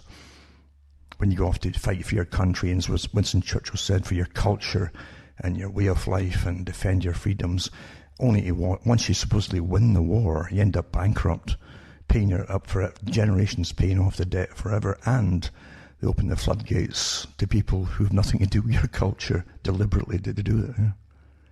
Yeah. You're lied at every step of the way with the characters who run the world. And again, this is the same club that created the British Empire and took over the US as well, passed on the baton, as they said at the time. Like the CIA is part of the real deep state that runs the world, part of it. There's no agency that cannot be part of it. The very fact they're not against each other tells you this, they're all one, you see. And the true money wizards, the wizards of money, the ones who really control it at the top, are the ones who put forth the Bill Gates and the Zuckerbergs and the rest of them, who you thought, well, he's just giving you a platform to chat. Well, no, now you've got the platform to censor and to retrain you in what you can't say. And that's what it was to be from the beginning, before you even got it unrolled for you to use. Years ago, the United Nations said we shall train the public to self-police their speech, their thoughts, everything. I'm talking like 30, 40 years ago. How do you think they're going to do that? Remember, folks, cuttingthroughthematrix.com, send a few bucks my way, and you'll find out how to do it. PayPal's fine, eCash is fine, personal checks. And as long as we can get out of lockdowns once in a while, I can get even MoneyGram, I think. But yeah, you'll find ways to do it if you want to, and to help me tick along, because nothing's backing me, believe you me, except the people. Nothing at all. I don't belong to any organizations. And I'm not a front. And they do give your mouthpieces. They've almost given your main mouthpieces and your leaders. The techniques I've talked about for psychological warfare operations across the world sometimes take 20 years, sometimes 25 to 30 years of putting in their own front people as newspaper people, and then putting bloggers out in this day and age in other countries before they overthrow the nations involved and so on. This is from their own writings at the military level. Now they're using them on you. And you've got a plethora of all kinds of bloggers suddenly coming out there, all getting supposedly top ratings. You can't really believe that. But the rating system is all nonsense anyway. It's a joke. They create ratings. It's all fictitious. And it has been for years. Because just like polls, folk go along with the bigger numbers. Well, if 90% are going to vote for so-and-so, I think I'll vote for them too. It's the same thing with the rating game, Same characters behind it, yeah. The bigger number. Well, it must be really good if they get that. So, who's kidding who? Think for yourselves. It's a hard thing, thinking for yourself. So when you're overloaded with data, again, cut a lot of the data out and start thinking.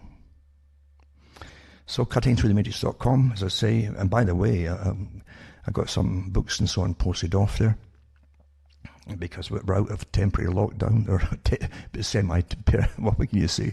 It's a permanent lockdown with little interludes in between it. It's to go on for at least 7 more years, at least. And they'll play that out too, that depending if they've achieved most of their change of society objectives, you see. Because what has to come out at the end of it is nothing like you ever had before. Fauci said this last year in the spring. Everything that was to happen, he said it. Oh, it's never going to go back to normal, he said. What part of that didn't you believe? It wasn't because it had anything to do with medicine. It's because he's in on the script. He's got CIA clearance. You can't work with the biowarfare labs in the States, including the military ones. And don't forget, he's an overseer on the board of the military one, without being in the CIA. The real deep state that runs America, the organization, with all its a parallel government that's bigger than the government, because it's also parallel government over parts of the world. Totally merged with MI6. The British folk used to scratch their heads and say, what on earth is MI6 up to? Because they couldn't fathom when things were leaking to the papers about overthrowing nations, and they could say, okay, it's just because there was some bigwig in Britain wants to take over the uranium business in the Congo or something. They would do all these kind of dirty deals. But it's much, much bigger than that. Same with the CIA. Americans can never, they'll always overthrow countries to take over their minerals and so on, so the American companies can get it. But these American companies are all part of a separate, they're separate entities from the country. They're international corporations, big, big, big corporations. It's just astonishing to folk don't even know. I mean, the CIA, I think, were first uncovered overthrowing one of their early countries. I don't know if it was the first one, but it was one of them. It was in Zaire, I think it was. where they got a president of Zaire elected, a prime minister, and he had a great idea of eventually having a United Nations building set up. He was all enthusiastic for the African nations, you see. And he started giving rights to the people, and if you're going to tax the people, you should get something back for the taxing. And of course they call that socialism. And they weren't happy in the West. And I think Zaire at that time, I'm sure it was Zaire, had large bauxite reserves. You know, that's the raw material that they make aluminum from. Aluminium, they say in Britain, but aluminum in America. And so they got the companies. One of the companies in the US that made the finished products of aluminum, and actually had businesses in Zaire, were afraid that they might nationalize the business over in Zaire. So they got the US to instigate an overthrow of this leader, which they did, you know. Then they boasted about it years later. They do love to boast about it. But it's the same organization that ensures that if their top members, their international corporate members, thinks they might lose money across the world, they'll make sure they overthrow whatever country it happens to be. They have no qualms about it. Well, I shouldn't say whatever. There's certain ones that are part of them. It's because they're an international body now, really. Again, that's a different story and another story, but you get the drift of it all. You can't have a system that openly declared itself, and it was declared within the US Congress at one point, a parallel government that's not answerable to any politician to even find out what they're up to.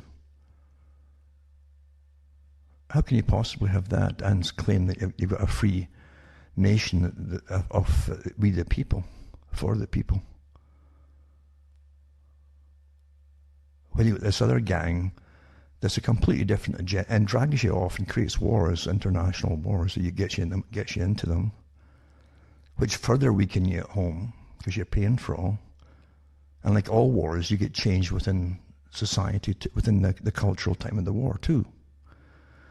The cultural changes, I should say, happen within the length of the war until you're a different country when you emerge from it. Look at Vietnam. I mean, Vietnam was pretty well a staged thing. It wasn't over there, really, I don't think, to achieve any lasting victory. It certainly created a massive hole in the budget, and it added to the massive debt that already existed from World War II and the Korean War. But it was a huge test as well to change society back home. Because at least society back home was, what on earth are we fighting over there for? What's that got to do with us? And more so, and you know, here's the people who really fall for it. Well, it's because they're fighting communism. The communists were all through your government at home. You'll find too, it came out again from Carroll Quigley. He was talking about the different anti-American purges that we're having back in the States, and we're having the different hearings into the State Department. You see, they appear to be so communistic in some senses as well, and also they'd had the Rees Commission. I mentioned it before. Norman Dodds came out and he talked about visiting the heads of the philanthropic, like the Bill Gates type today, you know, but back then it was Ford Carnegie and different ones at the time. And why that they were promoting what seemed to be communist non-governmental organizations across the world and at home. That was an inquiry that the Congress had set them up to do in the Senate. An actual inquiry.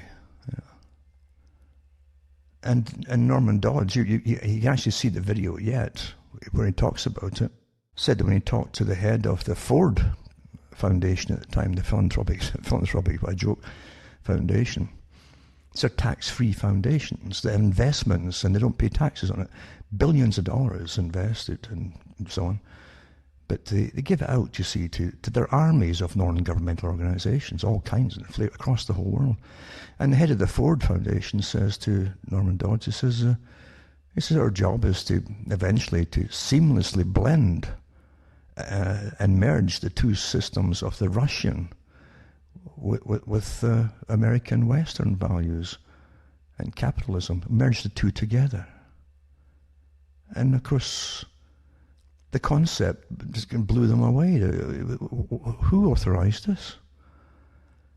This wasn't a wee tin can collection agency with a tin can in the street. These were the top corporate leaders all working with these foundations and their corporations to make it happen. Well, were the American people asked about this? No. Have they ever been asked about all the changes that happen in societies? No. But they're part of the real deep state that runs the world. Of course they are. And Quigley said we're often confused when they're talking about the un-American inquiries and so on, to do with the State Department and so on. That got on even in McCarthy's era. He said we're often mistaken as for being communists, he says, because our goals, this is he's talking about a world system that really runs things. Doesn't want to run things, that does run things and has run things, you see. It's already there. And he said we're often mistaken for the communists because our goals and their techniques that we use are so similar. They're almost the same. They chose a long time ago that socialism, let's use this term socialism, is far more effective. The same as Trudeau in Canada admires communists, and he's up there, you can see it on YouTube, and BitChute when he says that to an audience, that he really admires the communist dictatorship because they don't have to bother about human rights and the rights of the people, and so they just tell them what to do and it's done. Very, very efficient and quick, you see. And that's what they chose a long time ago. Well, how do you train it? Think back to Fauci, what he said when he's on television. The clip is up there on BitChute, on YouTube, where Fauci was on some TV program, and he was asked about how he could push the agendas forward to make Americans comply with social distancing and not going to work and all that kind of. And he says, we did think, just like Ferguson in Britain, he says, we did think it'd be harder to do it with the West. He says, push the same kind of techniques we'd use in China on American people with rights and so on. But he says, sometimes you should just sit back. Maybe Americans should just sit back and forget their rights, he said, and just do what they're told. That's what this is Fauci. This is not American terminology. This is not even British terminology. This is the new system, folks, of the deep state. Post-human rights as such, post-Charter of Rights, post-Bill of Rights in America. This is what they're telling you. The scientific dictatorship that Bertrand Russell was all for. It was always the goal. We'll run it better, but these human rights are too untidy. They want uniformity in everything from themselves, you see. Now the elite that sometimes destroy what they claim is socialism in countries where, again, the money that's taken from people in taxes and so on sometimes goes back to the different programs to help them out. It's also used by those who own the deep state at times. They go back and forth, you see, and this is how they run it. I gave these talks years ago, mind you, because I know it's growing up in Britain that they'd privatise all the big infrastructure once in a while. They say, it's just inefficient, it's just too expensive.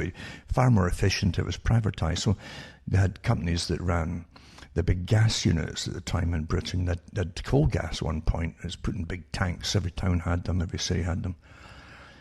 Before they got the natural gas, they called natural gas or North Sea gas coming in. So these coal gas, and had since the 1800s. And so they privatised them off, you see. When they were all working fine and well maintained and refurbished, etc. Same with the railroads. That was a very popular one, and so when they were run down, you see, And after being privatised, they'd nationalise them again, and then the public money all their tax money would go into refurbishing the tracks and the trains and other equipments and so on, and that would last a few years. And they say, "Oh, it's socialism, you see." But then again, they say that's inefficient again. They're trying to privatise. So they privatise. They sell off for a few bucks, a few pounds, and of course the private guys would run it into the ground again. This went back and forth like tennis balls, on a court. And that's how they did it. It's a con game, folks. It's a true con game. You really think you outsmart them, or you've won once in a while. Oh, we got in some rights for the people here, and really, for how long? It's just amazing to watch this your whole life long. And all the other countries did the same kind of thing, You're taught that you're winning, and they'll give you front people for what you think are your sides. I'm a politician now, and I'm going to make sure that people have the right to desserts and so on. And nothing happens, as you well know. Money is squandered off in different areas, in fact, that never mentioned. And that's how it works.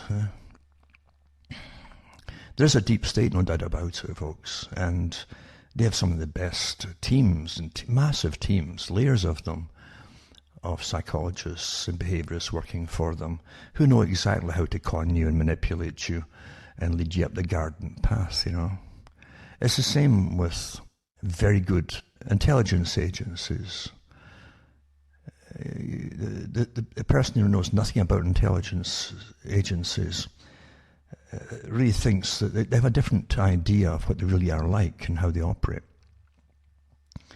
And they think of them as either there to really protect them and defend them. I don't know what gives them that idea, unless it's just movies. But intelligence agencies don't go after things to destroy things generally inside their own country.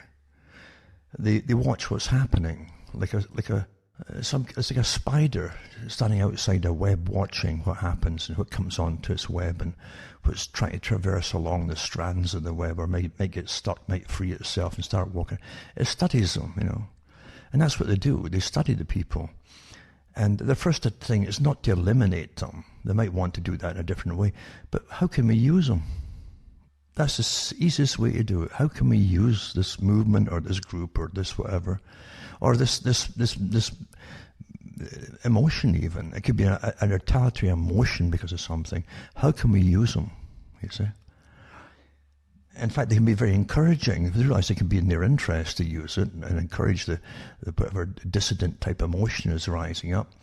And they can even supply you with cash, or the leaders, you see, and the techniques to implement it. Or they might give you a whole network without you, and you'll think this is yours. That's how they do things. And they've always done that, You might think you're a smart ass even going in to see them, and I know people who have. And really they're being given the runaround without, they're quietly being studied and tested without knowing it generally. Because they don't just do a mad jump on you, in intelligence agencies, They, as I say, they study you. And you're categorized. So you're important, not important, maybe a nuisance, or maybe not even a nuisance. Maybe even an asset down the road, That's how they study people. And I know folk who've had brushes with them in the past who's had to step away from them. And afterwards realised what it was about, what was going on. And there are all tricks that they'll play with you as well. They do play tricks with you. One of them that I know, he did go into MI5 at one point, because of some little, I wouldn't call it a trouble he was in. It was a bit of mischief, put it that way. And eventually that asked him to come down to London, and had the plane ready, the ticket ready and the whole thing. And the whole idea is to study you on the way down, to see what you drink and so on. You're being studied the whole way, even in a regular aircraft. And then, of course, you end up in a pub. The person you have to meet is to meet in the pub, and then they order what you had in the plane. Of course, you say, how did they know that? And it's sort of throw you off here and there. To me, it seems absolutely superhuman in a sense. But most folk who work in these agencies are basically psychopathic personalities. And years ago, they had a TV drama. Someone sent it to me. It was a simulation using real people, going through techniques of how they recruit people for, say, MI5. And of course, they put out their advertisements for, probably on TV. I don't know how they did it, but they'd give them little tests, you see, and they'd say to a group of them, your job is to get in, see that building up there. There's a woman who lives in that building, and whatever floor it was, an apartment and so on. You have to get up there and find a way to get in to her place and get through the back, right to the back of the building, go through her apartment, go through the back room and into the veranda at the back side of the building, and we'll photograph you there, wave to us, and you've succeeded, you see. And they showed you the different techniques different people tried to get into her house, and saying that they were this or that to get permission, and constantly being denied. And it was one guy who did the right approach. He came with a little briefcase or something, and his technique was, you'd won something. Can you believe it? All I have to do is fill in a questionnaire, got invited in, and had some things drafted up already and photocopied, and of course you sign them. And then he just went in the back and says, that's a nice view, waved a hand, and he won. But they're psychopaths, you see. They'll cheat and lie to do whatever it is with the general public. And we're testing this out on real members of the general public. This is what they do. Other things they'll do, of course, are attach little tracking devices into the underside of cars and things like that without being seen or caught. But they test them, these people out on the general public. That's how they're trained. Nothing like what you think about it. I remember, too, years and years ago, reading about the Blake case. I think it was Blake in Britain, who was a spy, one of the spies, the Cambridge Five, or I think it was a 5-member team. But this guy came in late to the groups, and eventually he was caught, and they put him in the same prison that Julian Assange, I think, is in now, same one. And it was being renovated at one point, and they put him in to the part that was being renovated that had literally security problems at the time.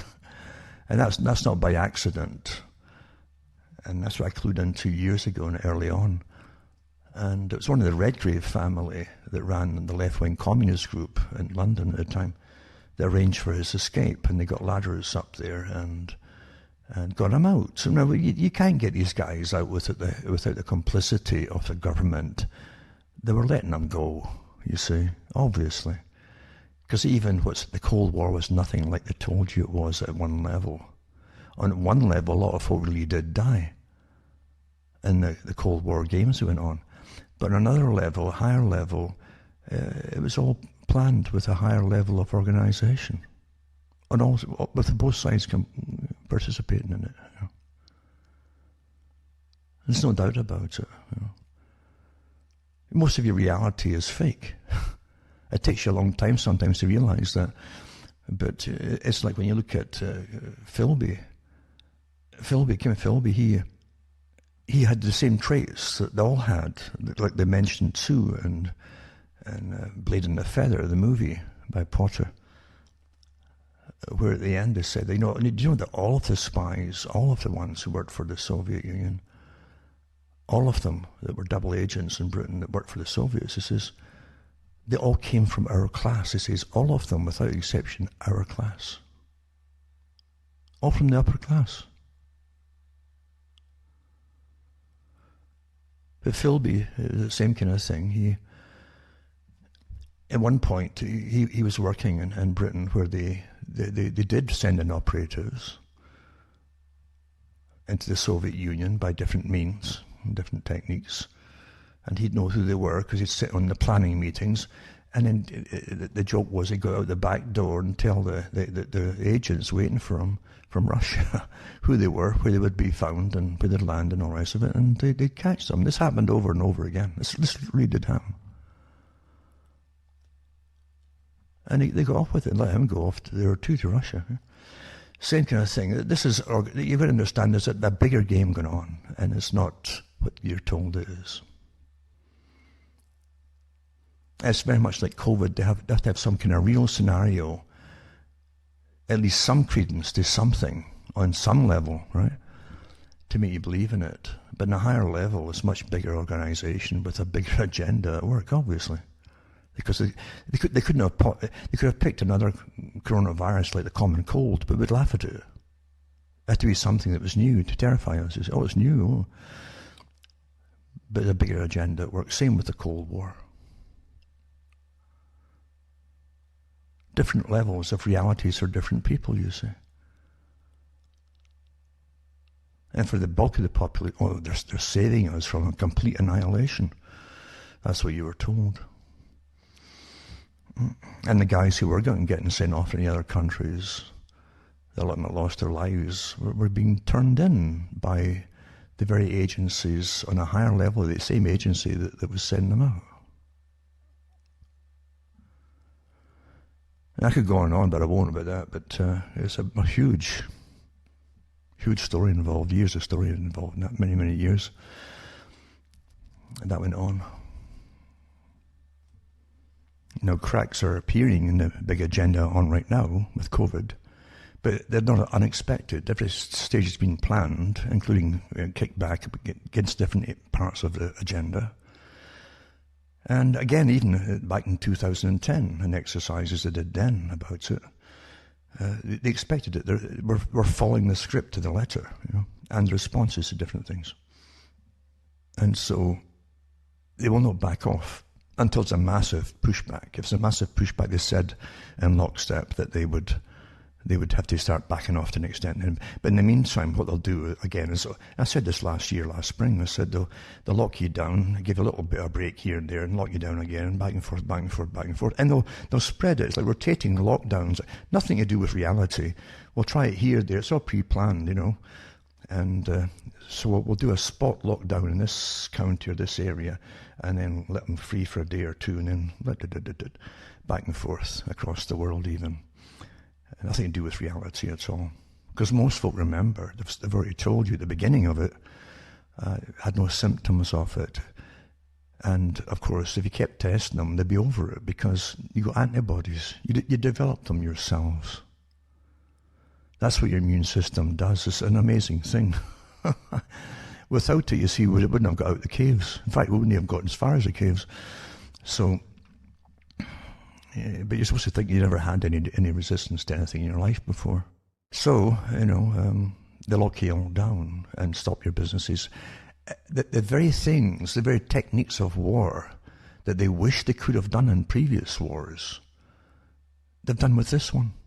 They couldn't have locked down society and destroyed their businesses and forbidden them not to go to work in any time past. This is all new. Forbidding you to go and work for a living, for your own living, For something they tell you most of the folk get, they'll have no symptoms and then they'll get over it with antibodies. It doesn't make any sense, does it? So when things don't make sense, there's always a bigger agenda and definitely a different agenda on the go behind it all. Of course there is. Of course there is. And it isn't just greed for pharma. Pharma, I'll do a lot more, I think, than just greed with what's going to happen here. But it's astonishing to live through it and witness it all happening, like their tabletop exercises with Johns Hopkins and Bill and Melinda Gates Foundations and Bloomberg and all the other groups who were involved in planning all of the tests, if this ever happened. Over the many, many, many years, the same agenda. And with Mr. Klaus Schwab even attending, so what did he have to do with anything? Because, you see, he's part of the agenda, the deep state. You think all your lives have been free and that you just decide for how things are going, where it's going to go, where you're going to go. No, you don't. No way, I tell you. And he dresses, Mr. Klaus Schwab also dresses like the character that played the head, the organizer of the Freemasons of the air, the private club that ran the world and things to come. He plays the main character with the same outfit on, with the big wide shoulders on it and so on, with the dress. It's astonishing. I guess that must have really impressed him, that old movie. And he must really think he is going to go to this, at least his offsprings will go to the stars, because that was also in the movie. They gave you little glimpses into eugenics in it, you see. That there's the same descendants of the same elite of the Freemasons of the air that brought them into the future society. And of course, they used the same actors to make sure you got that point. And I think it was Raymond Massey was the main actor, and then his children realized that the masses that were left for Borsted were going to overthrow them. Were going to stop them progressing to the next level to go out and conquer the stars.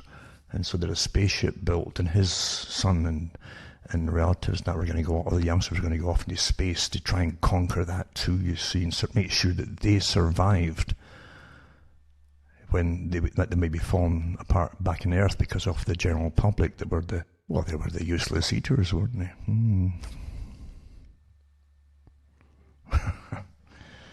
I tell you, it never changes, eh? Never changes.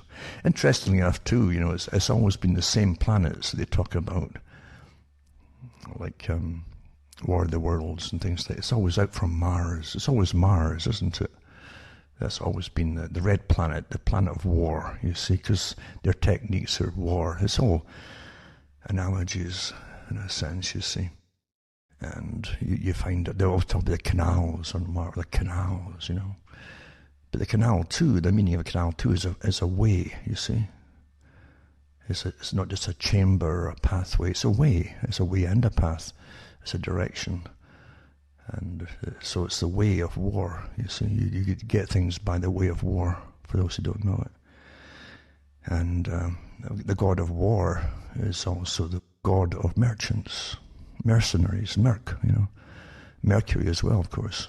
I should say is Mercury, is merchants and mercenaries. Same thing.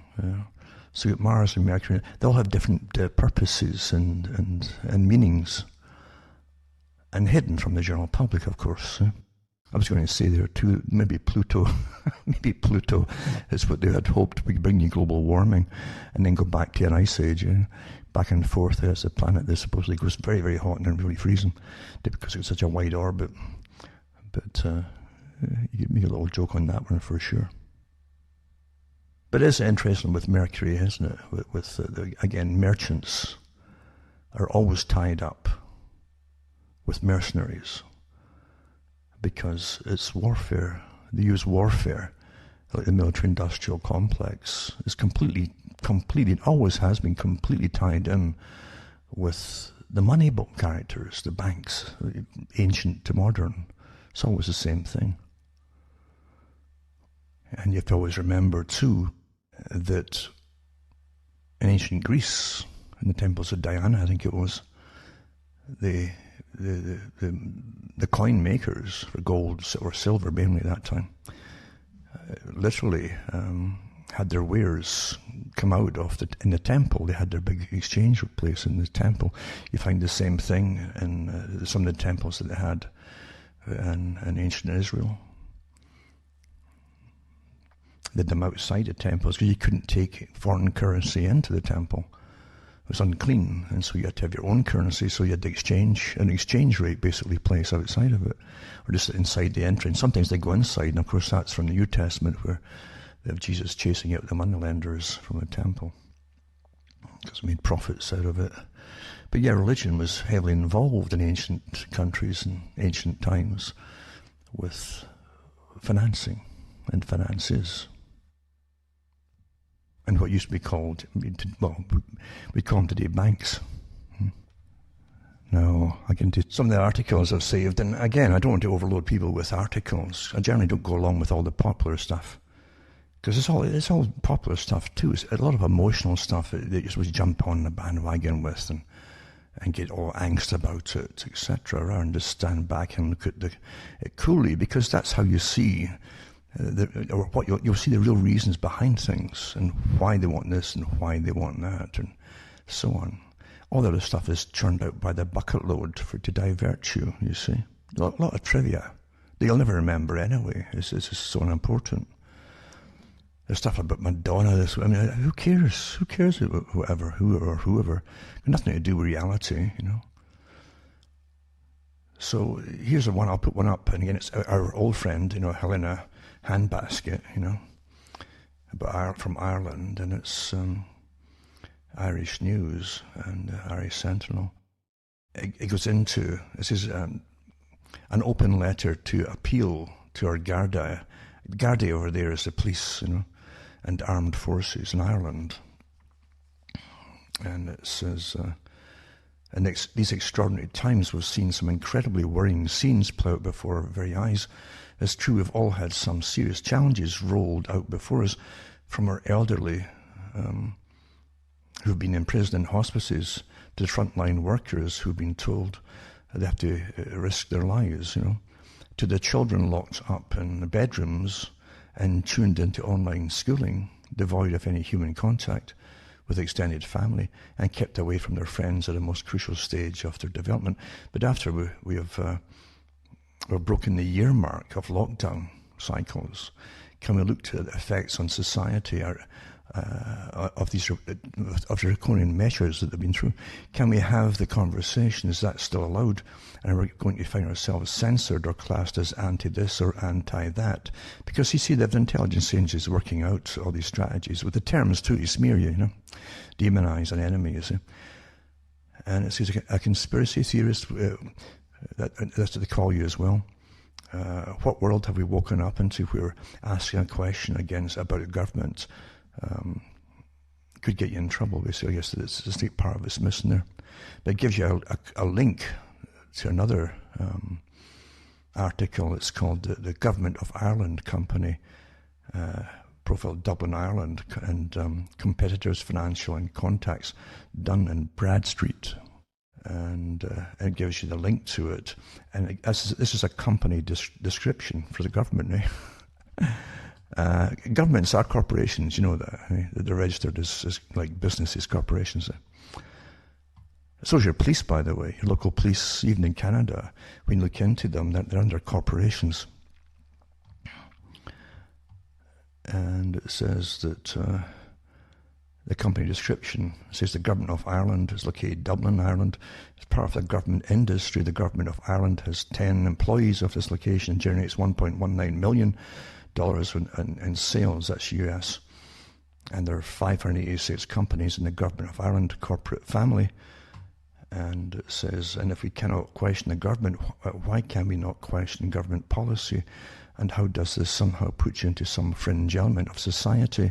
Indeed, one that seems to be moving ever more closely to making you a domestic terrorist. Next thing you'll be telling me there are internment camps for this type of individual. Underneath that, by the way, these are all links. You know? The Government Ireland one is too, the company. And this one about the next thing you'll tell me there are internment camps for this type of individual. And it gives you the SundayWorld.com, Irish News. 3 army camps to turn into isolation centres for COVID-19 patients. And then it says, in recent days we've seen some outrageous behaviour from the Gardaí with their handling of the Irish public. In Balbriggan on Wednesday, 24 February, a beauty salon owner, they're very much like the ones in the States and Canada as well, Christine McTiernan, reopened her store in a basic last chance effort to survive and pay her never-ending cycles of bills, including those payable to government agents, which haven't stopped during the lockdown.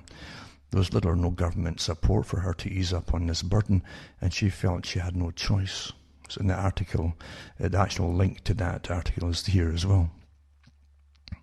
What transpired was beyond belief. An entire squadron of Gardaí turned up to arrest this one woman, to harass and arrest some people who quietly turned up to support this woman. And videos on social media show the Gardaí taking names and bullying people to move on to ensure that this Irish lady would not succeed in simply trying to save her livelihood, and that those Irish people willing to support her would not be allowed to do so either. Like the Borg say, in Star Trek it was, in the series, it says, resistance is futile. I used to always say, especially with the way they pronounced it in the States, resistance is futile. That's how they used to pronounce it. I thought it's an apt way of saying it. It's really a feudal system we're in, you see. And in a feudal system, the peasants had no rights. Anyway, it says Christian was taken into custody and then brought before Swords Courthouse and had to sign under duress a declaration not to reopen upon consequences of jail. Can you believe getting forced? It's like blackmail. We'll put you in prison unless you sign this. You sign that you're not going to go to work and support yourself. Do you understand what I'm saying here? This isn't happening just in Ireland. This is your brave new world coming in, and it's not a nice one. Being forbidden to work. No one's been forbidden to work during world wars.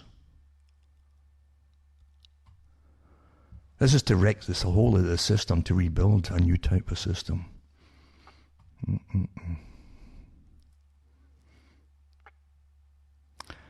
It says, but not to be outdone by the Dublin branch of the Gardaí, the Limerick lads were out in force against that horror of horrors in anti-terrorism, the Irish Christian funeral. A significant number of people turned up. It says the armed response unit even got a chance to attend for a time. This is brilliant. Those pesky Irish and their traditions, eh? They could kill Granny, aren't they so selfish? It says, and it gives you the link to that one too. A significant number of COVID fines following large funeral in Limerick town. And however, there's another side to this when it comes to non-Irish. The Gardaí, it appears, seems to be extremely busy, or at least otherwise engaged, likely finding out where the next domestic terror attack of 11 people in a church are to attend Friday prayer meetings for, and mention that the Muslim friends. You see, in Britain and in Ireland, they'll leave the Muslims. They respect the Muslims, because the Muslims aren't going to put up with this stuff. And so they'll keep up. And now they want to get fired. There's so many laws now, and everyone's so sensitive that they can only go after the simple Christians, you see. Okay, I'll be good and I'll do what I'm told. But there are certain groups they won't touch. I said this years ago, unless you belong to an elevated group in society that's got special rights, then you have no rights at all. I said that many years ago. And all these other groups have their own spokespeople and so on, and they just tell government where to go. And you've got to respect them. You've got to respect the Muslim groups that they won't put up with this nonsense.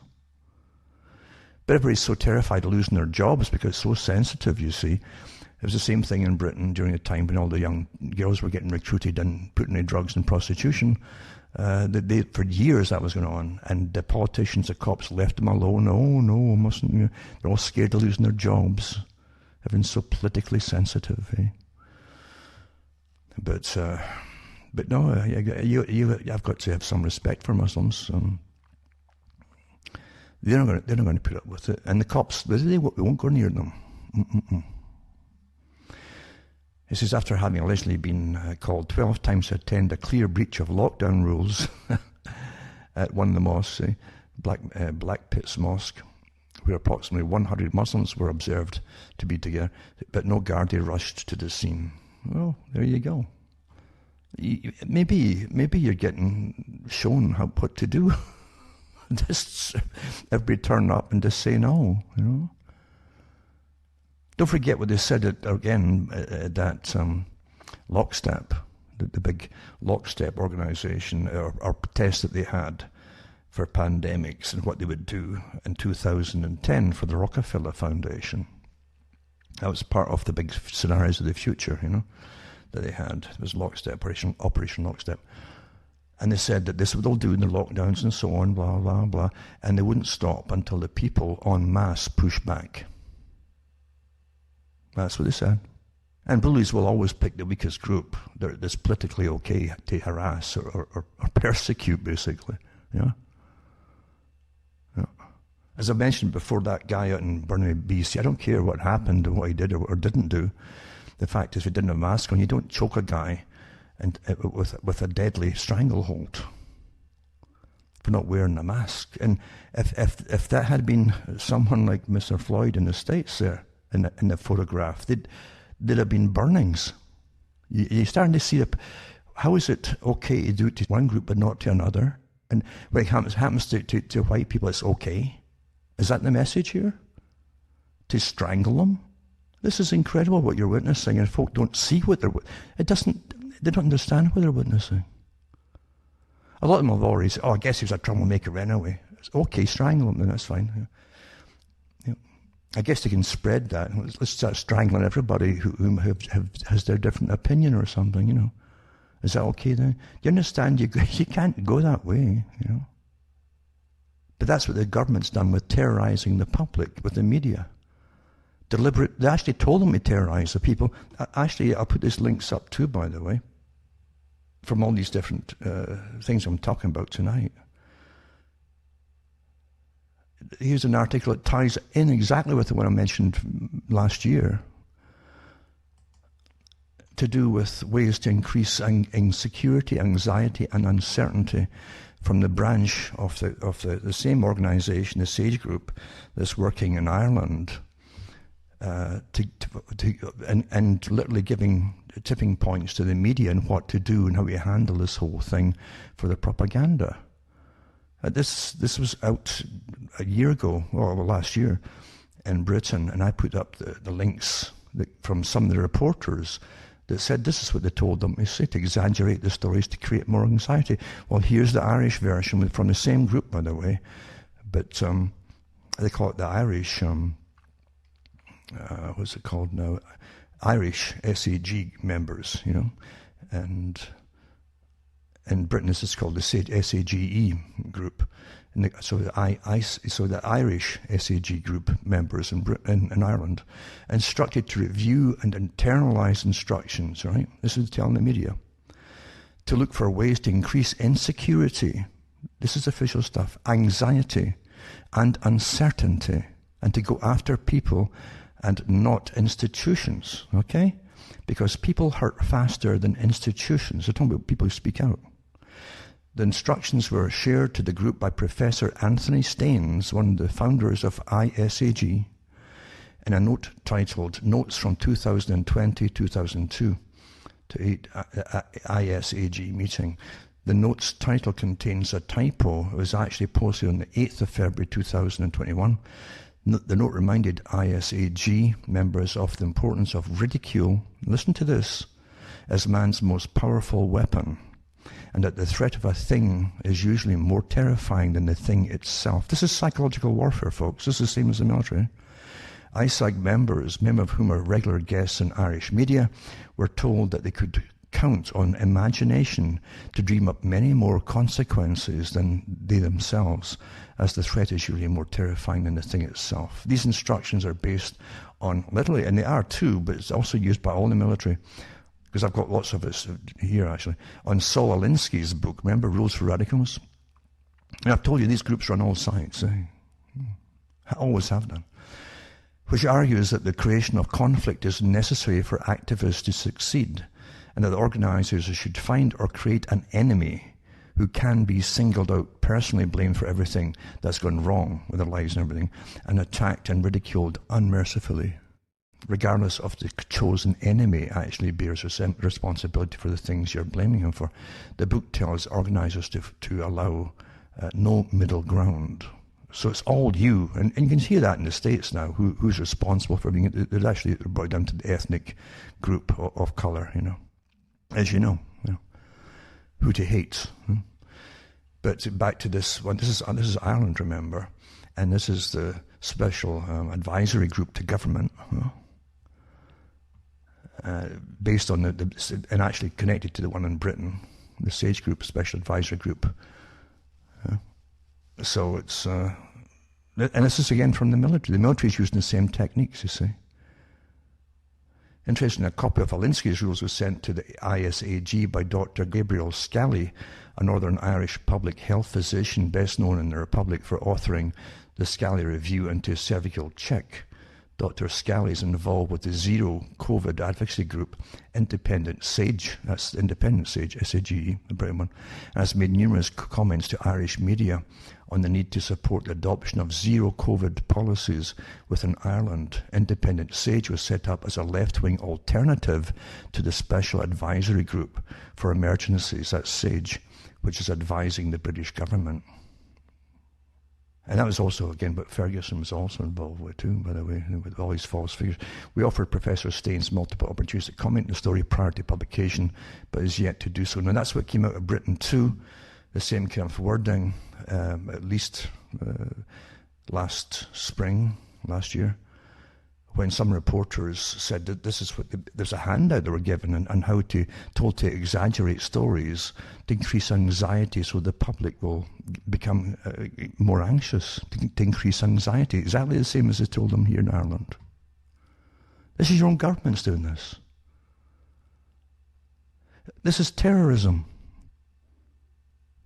I'll put these links up, remember, for those that want to go through them. An article here was mentioned earlier about the CIA, that's part of the big deep state that really has nothing to do with what Americans think it is to do. Americans don't realize the CIA was set up to bring in a world society along with the British MI6, and the other groups that have since merged with them all. Irrespective of what you think you'd like for the future, they'd all planned out and what kind of system it would be. Anyway, it says this article here, this is after leaving the Washington Post in 1977, Carl Bernstein spent 6 months looking at the relationship of the CIA and the press during the Cold War years. His 25,000-word cover story, published in Rolling Stone October 20th, 1977, is reprinted below. I'll put that up too. It's called The CIA and the Media: How America's most powerful news media worked hand in glove with the Central Intelligence Agency and why the Church Committee covered it up.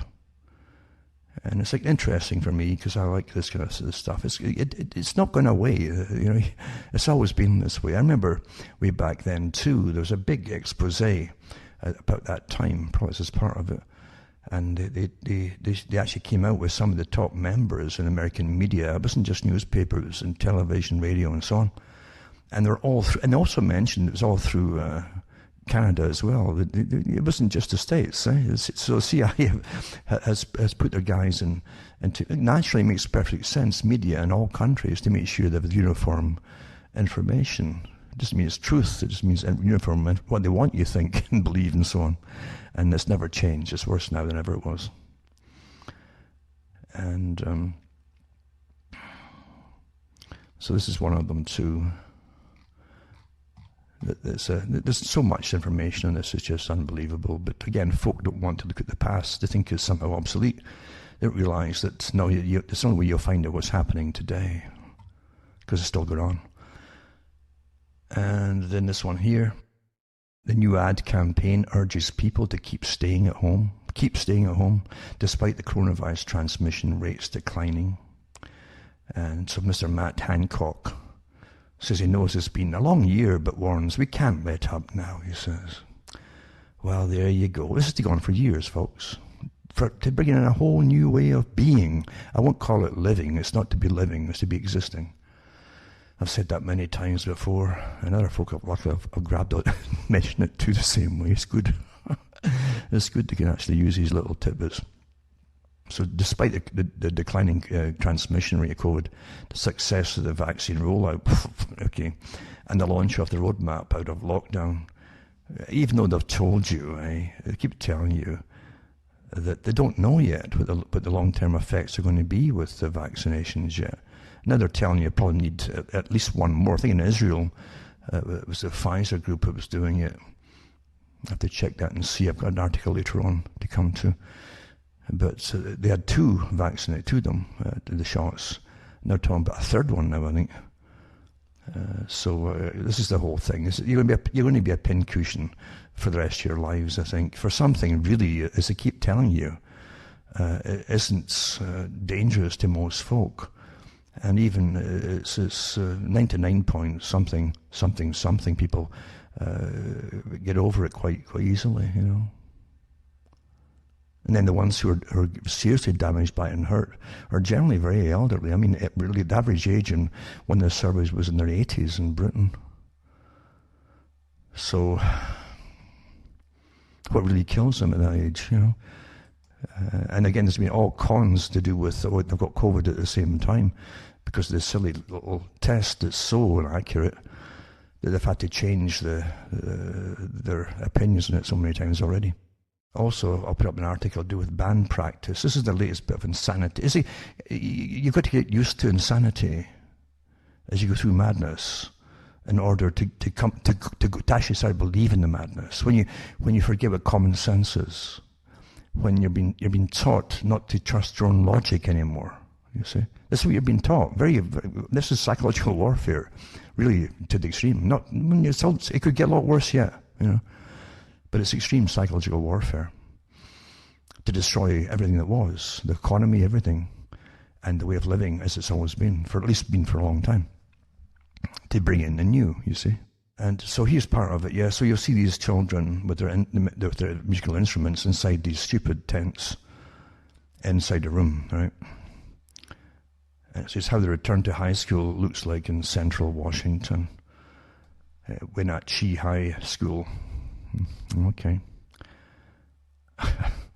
But there you go. The training that madness is normal, you see.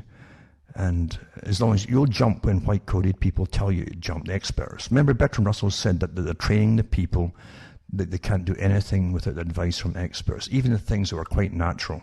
You don't realize that even when they brought out the station for 24-hour weather, people laughed at it, who's going to watch 24-hour weather reports? But then there was no weather in it. Even a drizzle was going to be a flood, you see. Half an inch of snow could be a massive snowstorm, and they hyped up natural weather and to make everybody anxious about going outside. That's had an amazing effect on people, the hype.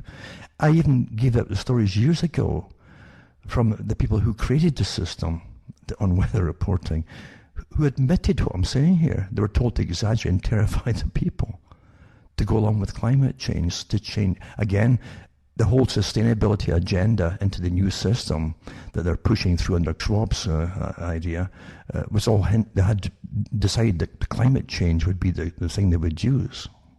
And it wasn't going fast enough, and we're ignoring it. So in comes COVID, boom. So to terrify the weather first. Oh my goodness. Folk can't even remember generally from year to year what the weather was. That's how it works so well. Oh my God. It rained half an inch today. Yeah. So yeah, logic has to be thrown out the window. Your own ability to decipher basic events and rationalise them and work them out for yourselves to be out the window. Experts must tell you what to think. Okay? And you're going to be tested on to make sure that you're following the experts on every single thing. It's astonishing. Do you realise that people used to have babies before there was a National Health Service? Isn't that incredible? What an amazing thing that was. Right?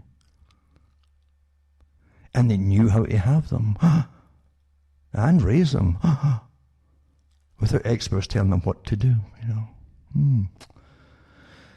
It's just amazing, isn't it? How could we have survived? And again, the psychological rubbish they churn out for the people, like, let's have a happy day, So calls to make June 21st a bank holiday to celebrate the end of lockdown as the Brits share brilliant memes. Let's all have memes and see who's got the best memes. So this is all wartime rubbish put out by psyops. Cooped up Brits are calling on Boris. I think they're calling Boris Johnson something else. They're not calling him to get a holiday on. Believe you me, this guy, Johnson is such a...